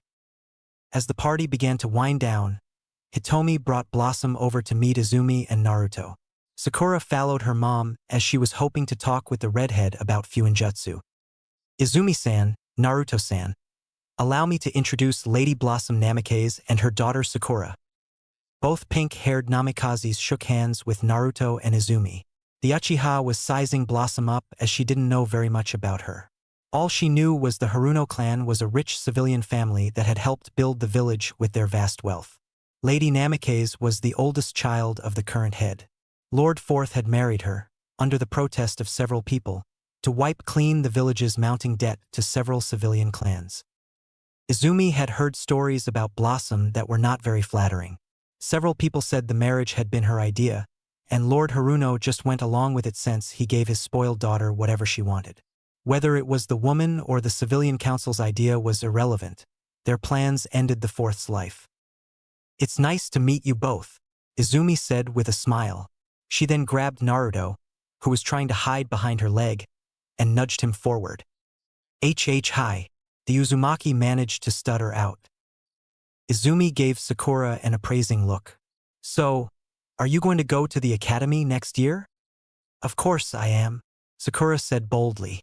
"I wanted to enter when I was 6, but mother made me wait. Jiraiya already taught me a jutsu." Sakura began a small series of hand signs ending in snake. Her straight long hair began to take on a wilder look as it stood up a little, becoming like needles. The little girl smiled from under her pink armor covering, even though everyone could see she was struggling to keep the technique going. What do you think?" she asked, panting. "Ninja art, needle jizo." Izumi felt the radical hairstyle to see how strong it was. The tips of the points were very sharp, but the actual body of hair was still soft. Clearly the girl needed work on this ability before she could use it in an actual fight. "Not bad, but it needs work," Izumi stated honestly. "Still a good solid building block for a kunoichi of your age." Sakura had started to pout but smiled at the compliment. It felt good to be called a kunoichi by the older girl. She then looked at the quietest boy she ever met. He was staring down at his feet and seemed smaller somehow. "You don't talk much, do you, Naruto?" she joked kindly. The poor boy seemed to shrink in on himself more as he stood by his sister. Sakura felt guilty about her comment, even though she wasn't trying to be mean. "So, do you know any jutsu, Naruto-san?" the girl asked in hopes of snapping the redhead out of his shy demeanor. My older baby brother taught me a wind jutsu." Izumi frowned at the mention of that day. A month ago, her brother Baisho had come home angry because Itachi had been bragging about Sasuke's fireball jutsu. Apparently Fugaku's youngest son had mastered the jutsu in a day and could release a perfect fireball that traveled 50 yards. This was a feat most jounin couldn't accomplish. Baisho had taken Naruto to a training ground and drilled him for hours on 3 wind techniques called vacuum blast, vacuum bullets, and twister dome defense. Several grueling hours later Naruto still hadn't learned the jutsu, and her older brother gave up in disgust. Later Baisho confided in Izumi that he had stolen those techniques from Danzo Shimura during an intense sparring drill not long after they had adopted Naruto. This had worried the girl since she didn't want the old war hawk coming after Naruto because he knew some of his wind jutsu. What neither Uchiha knew was Naruto had learned the jutsu. He just didn't want Baisho to know how strong he was. Another thing was Danzo had purposely allowed the older Uchiha to copy his techniques so he could teach them to Naruto. After all, what use was a weak weapon? Blossom smiled down at the little boy. It's good your brother shows an interest in your shinobi studies. Do you train with him often? Only when he's not busy, Izumi said, scratching her head awkwardly. Usually I train Naruto or Master Ojo does. From there the conversation circled around to Naruto's Fuinjutsu training and if Sakura could join him. Izumi explained how they needed to ask Master Ojo. The Uchiha Kunoichi then told Blossom that she would find out if the old man wouldn't mind. Izumi didn't see how it would be a problem since Ojo loved children, and Sakura was the 4th's daughter. Hinata and Ino approached the group soon after to see if Sakura wanted to play some more. Ino also asked the Uzumaki more about the beautiful necklace he had made the birthday girl, and he quietly answered her questions. Hitomi and Hayashi left to put Hanabi down for a nap and Izumi decided it was time to head home. Naruto hugged Hinata goodbye and followed his big sister out the gate. Izumi sat at her kitchen table eating dinner with her 2 brothers. Both boys were quiet as they ate the chicken curry and rice she had prepared. It was late at night, but her brother was still in uniform since he was going back to work. She couldn't help but feel tension in the air. Naruto was more nervous than usual and would give Baisho sad looks when he thought no one was looking. For the last 6 months he had studied Fuinjutsu alongside Sakura. Ojo had agreed to teach the girl after a private meeting with Lady Namikaze and Naruto had been happy to get a new friend. Izumi didn't like seeing him sad about anything. As for her older brother, he seemed distracted. Baisho had come home earlier troubled about something but snapped at Izumi when she asked him what was wrong. After showering and getting ready for dinner, he had showed up at the table dressed to go back out again.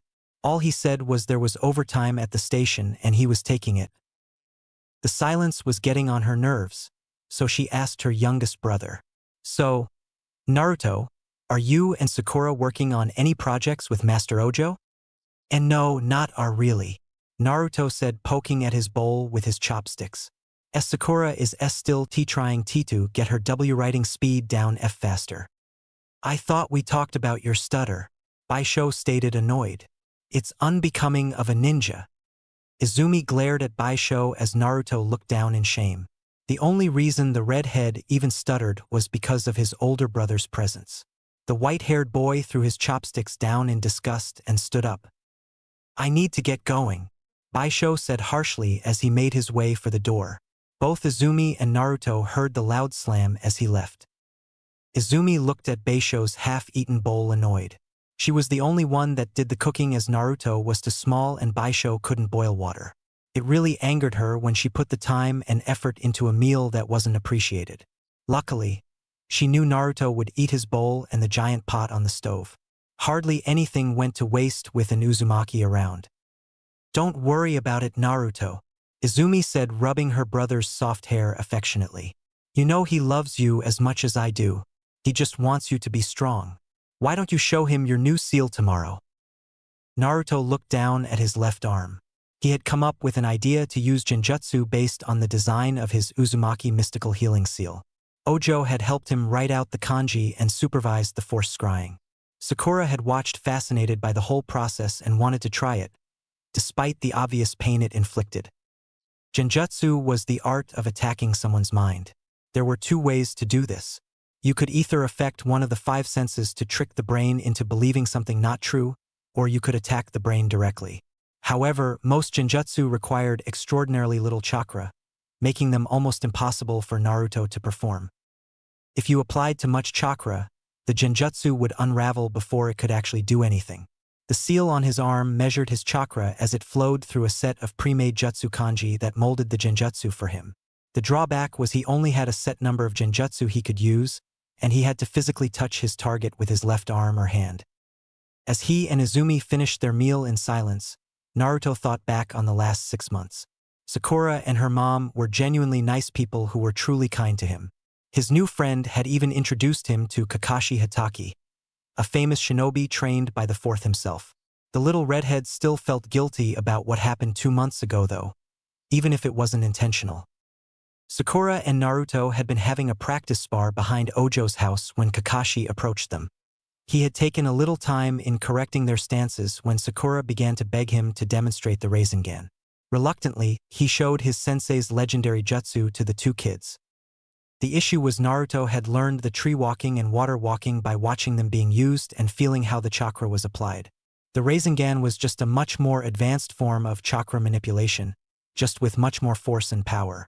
It had only taken him 3 days of contemplation to work the jutsu himself. Afterwards, he felt guilty when he realized that he stole Sakura's dad's jutsu. He decided to pay the pink-haired girl back by helping her master the Flying Thunder God and Needle Jizo. So far progress was slow with the teleportation, but Sakura could now make a sold-sharp pink armor that covered her whole body. Izumi stood up and placed her and Beisho's bowls in the sink. She then left to go out back for some light exercise. Naruto almost ate the entire pot and then washed the dishes. Setting them in the rack, to dry, the redhead decided to go and take a shower. Stepping out of the hot water after showering, Naruto walked to the sink to brush his teeth. Wiping the glass clean of mist, he saw the proof of his artificial Kekkei Genkai reflected back at him. The kanji for a form was still as visible today as it had been when he first completed his project. It still made him smile when he thought about how everyone would react to seeing his sweet release. The sweet release was exactly how it sounded, candy-style jutsu. 1. It was the feat he achieved when he sealed various candies inside his own chakra network. Experimenting with it was actually going very well, and its capabilities were even better than what he had hoped they would be. One interesting thing the Uzumaki had discovered was he could channel higher chakra changes through his candy. Started with wind style. Naruto figured since he already knew a few wind jutsu that learning to channel pure wind chakra would be the easiest. After that he worked with lightning because he had discovered several scrolls that detailed various famous jutsu that he was trying to duplicate. His peppermint was actually the easiest to channel chakra with, and he could already form it into kunai and shuriken at will. 2. After wind and lightning, Naruto moved on to earth. He didn't really have a reason other than supposable channeling earth chakra could allow one to strengthen the durability of themselves and other constructs. This was when he discovered by accident that he could use higher chakra changes with his sweet release. Naruto had channeled wind chakra to his right hand and earth to his left. He then created a peppermint kunai to see if it would be extremely sharp and denser. He had found the peppermint form of his sweet release was weaker than steel and was hoping earth chakra would strengthen it. 3. At first nothing seemed different than any other time he made a peppermint kunai. It was red and white striped from tip to handle and weighed the same as always. He threw the knife at a tree to see if it would cut deeper and felt a kind of pull in his mind. When he focused on the sensation, the kunai stopped mid-flight and just hung in the air. He then gave a mental pull and the knife flew back to his hand. He had researched the phenomenon and realized what he had done was recreate the magnet release. This was a powerful bloodline limit that was well known to be found in 3 of the 5 major shinobi villages. 2 of the most powerful users ever known came from Hidden Sand. They were the 3rd and 4th Kazekage. The 3rd Kazekage learned to use his magnet release by controlling large amounts of iron sand, and the 4th did the same with gold. Naruto had wondered why the 4th Kazekage used gold instead of iron, but the books he read never really gave that information. Maybe the 4th wasn't as strong as the 3rd and gold was lighter, meaning it took less chakra to manipulate. There was a rumor that the 3rd Tsuchikage of Hidden Stone used magnet release to fly, but no one was actually sure. Naruto had been overly thrilled when he figured out what he was doing. He honestly didn't understand where the ability came from. The only explanation was a further manifestation of his yin/yang release channeled through his sweet release. However, that was all it would channel through. All attempts to magnetize other objects, like normal kunai and animals, had proven ineffective. It would seem all his abilities to channel higher chakra could only be preformed through the sweet release. Despite the drawback, it wasn't too big a deal. The information he found on the third and fourth Kazakage gave him a cool idea. An ultimate defensive jutsu called the Drifting Cocoa Cloud. He could generate large amounts of cocoa and powdered peppermint to form an ever-shifting mass to block and deal out damage just by thought alone. The best part was he had it tied into a special sensor seal on the back of his neck that would trigger the jutsu the moment an attack was sensed. This truly made it an ultimate defense. Naruto had also learned, while reading up on the Hidden Stone Village, that lighting and earth chakra could grant you the explosion release. This one, however, made the shy boy nervous. The last thing he wanted to do was blow himself up and therefore hadn't done much with the knowledge. He was perfecting what he had so far with the wind, lighting, and magnet style. Generating earth chakra was only to strengthen his sweet release constructs. Naruto finished brushing his teeth and left for his room. Looking around the almost completely orange space, the little boy spotted the picture of him and Baisho seating on his nightstand. The two brothers had poised for the photo at Izumi's insistence. Both were standing under the tree in the backyard wearing their normal attire. It was Izumi's 12th birthday 7 weeks ago. Naruto's big sister came to tuck him in. The Uzumaki didn't really need her to do that, but he knew she liked it. Plus, if he was honest with himself, he loved it too. He just didn't want anyone calling him a baby. "Good night, little ninja," Izumi said, kissing him on his forehead. "Are you excited? Your birthday is in 3 weeks.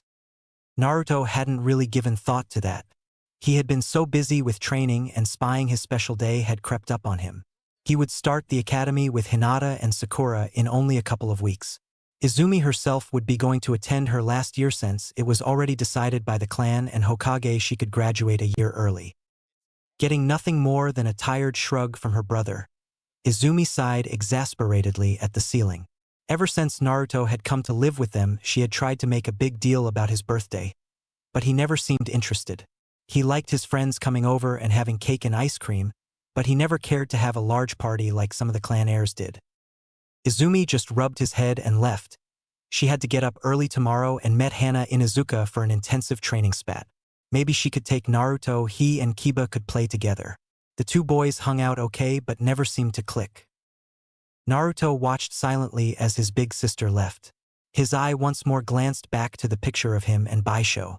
Anger began to feel the young Jinchuriki's chest as he thought about the truth of his older brothers over time. The Uchiha clan had begun to collect money by doing illegal jobs. They would aid criminals with smuggling contraband and sometimes murdering their clients' competition. He had to look the word contraband up in a dictionary to know what it meant. There were 3 Uchiha civilians involved, the go-between people for the clan and unsavory clients, that were directing Baisho and giving him the jobs, and tonight was no exception. The 3 men seemed to be working independently of Lord Fugaku. They were sleazy, overweight fat bastards that gave Naruto the creeps. The kind of wealthy, rich assholes that thought because of their money the world was theirs to do with what they pleased. Naruto wasn't sure exactly what the shipment Baisho was overseeing tonight was, and in truth wasn't too sure what most of the products were. Kiba, Choji, and Shikamaru had mentioned that contraband could be anything from alcohol and drugs to stolen pottery. Naruto didn't think his older brother would be guarding vases though. The Uchiha civilians and Baisho talked in code mostly when they discussed their clients. That was smart on their part since it meant someone like the little Uzumaki spy didn't have a complete idea about what was going on. He thought feedstock was the code word for opiates, another word he had to look up, but he wasn't sure since it could also mean illegally obtained beef. The little boy closed his eyes and concentrated on the jutsu markers Baisho was wearing. Naruto had tagged many people and their belongings within the Uchiha clan. This allowed him to spy on everyone or protect everyone at a moment's notice. His older brother had left the village and was making his way east towards the coast. He would be there within the hour at his current pace. The young boy sighed sadly.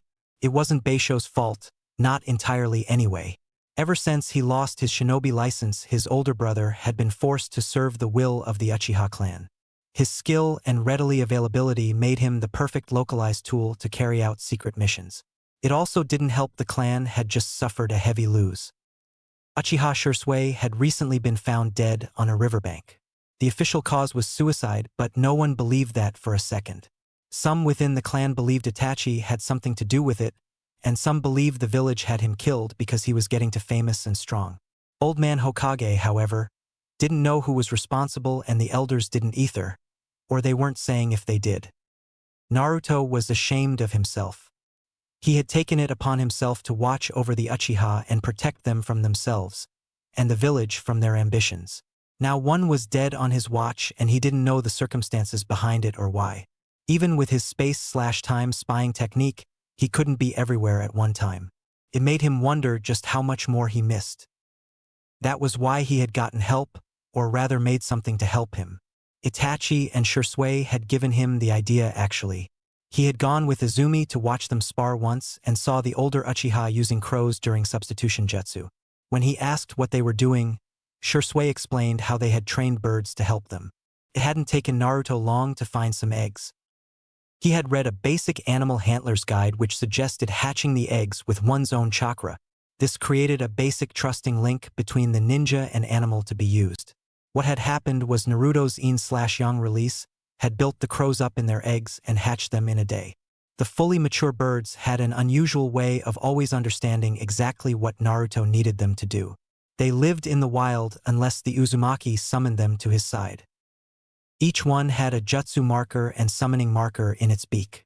If Naruto put a decent amount of chakra in the summons, they could appear large enough to carry a full-grown man. Most summons worked this way actually.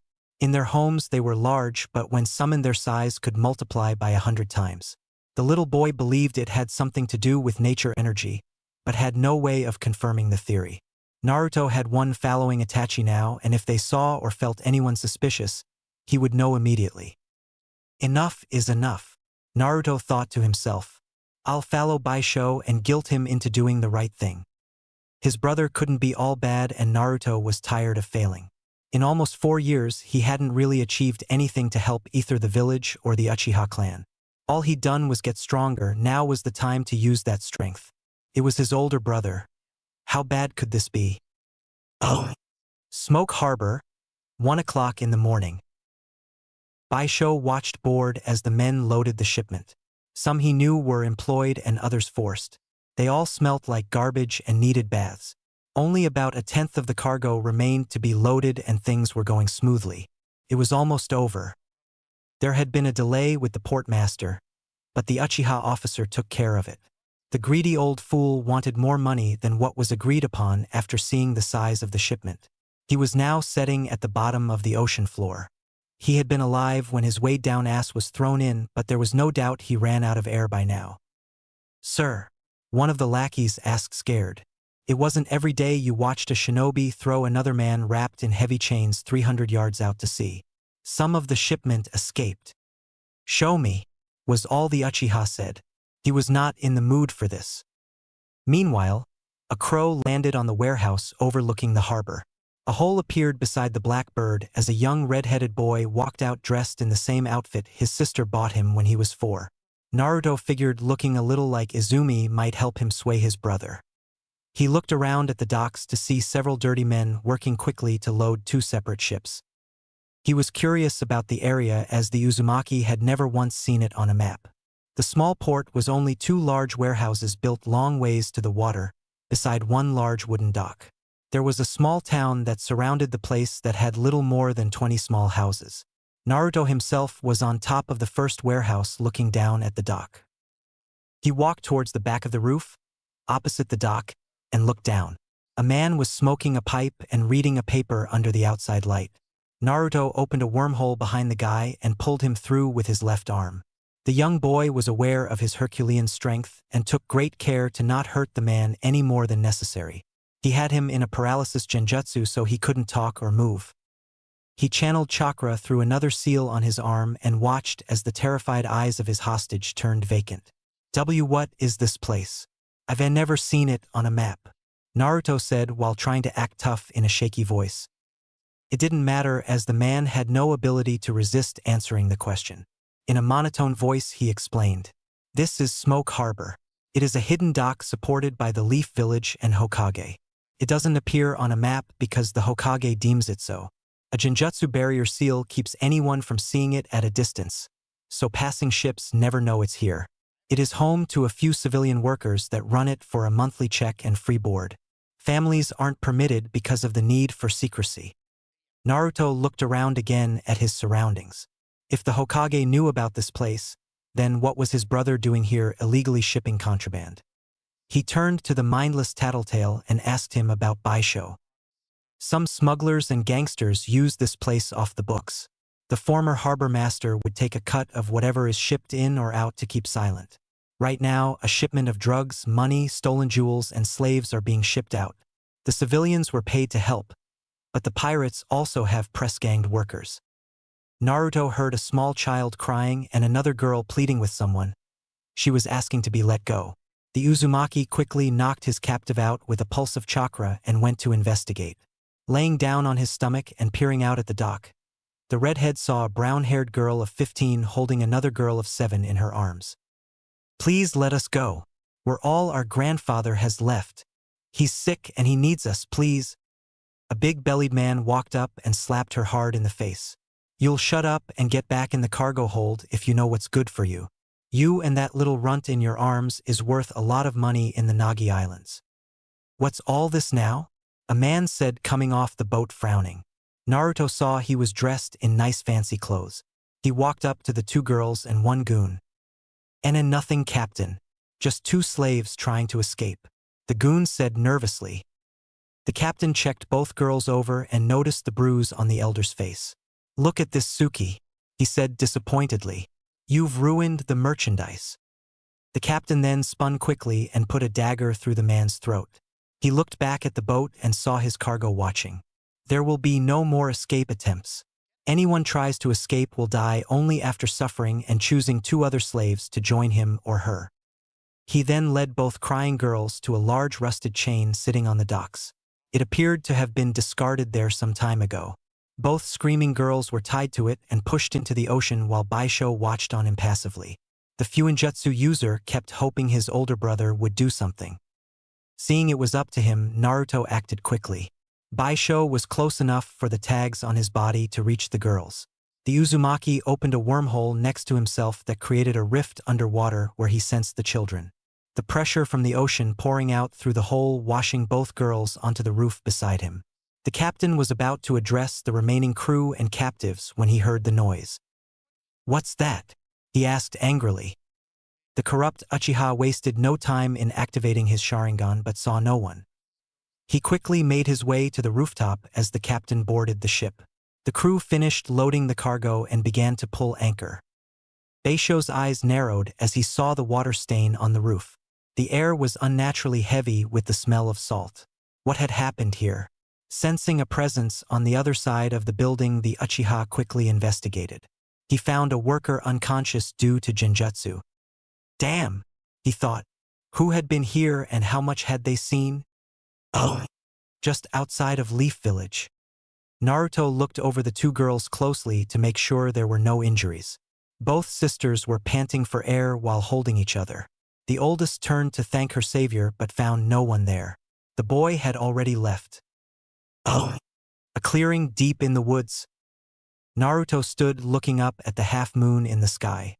Never did the small child think things with his brother could be this bad. He somewhat understood doing illegal activities to support the clan, even if in no way did he agree with it, but to let innocent people suffer, to allow children to die to make a point, was pure evil. The child's hands balled into tight fists. He thought about Izumi, his innocent older sister, who would be judged by the village for the Uchiha's treasonous acts. He thought about Sakura, Hinata, Hanabi, Choji, Kiba, Shikamaru, and everyone else that could die for the Uchiha's ambition. He thought about the orphans in the orphanage where he used to live, that had no one to protect them when the likes of those pirates came to steal them away for a quick payday. Baisho was just as guilty as they were. Worse than that, he had been a shinobi of Hidden Leaf. The very people he once swore to protect now suffered because he put the Uchiha first. He would murder the village if it meant the Uchiha thrived. From the depths of Naruto's chakra, Kurama stirred. He opened one great red slit eye as the fury of his host grew. He chuckled to himself at the possible long-awaited use of his chakra to weaken the seal. Then he paused as he realized something was wrong.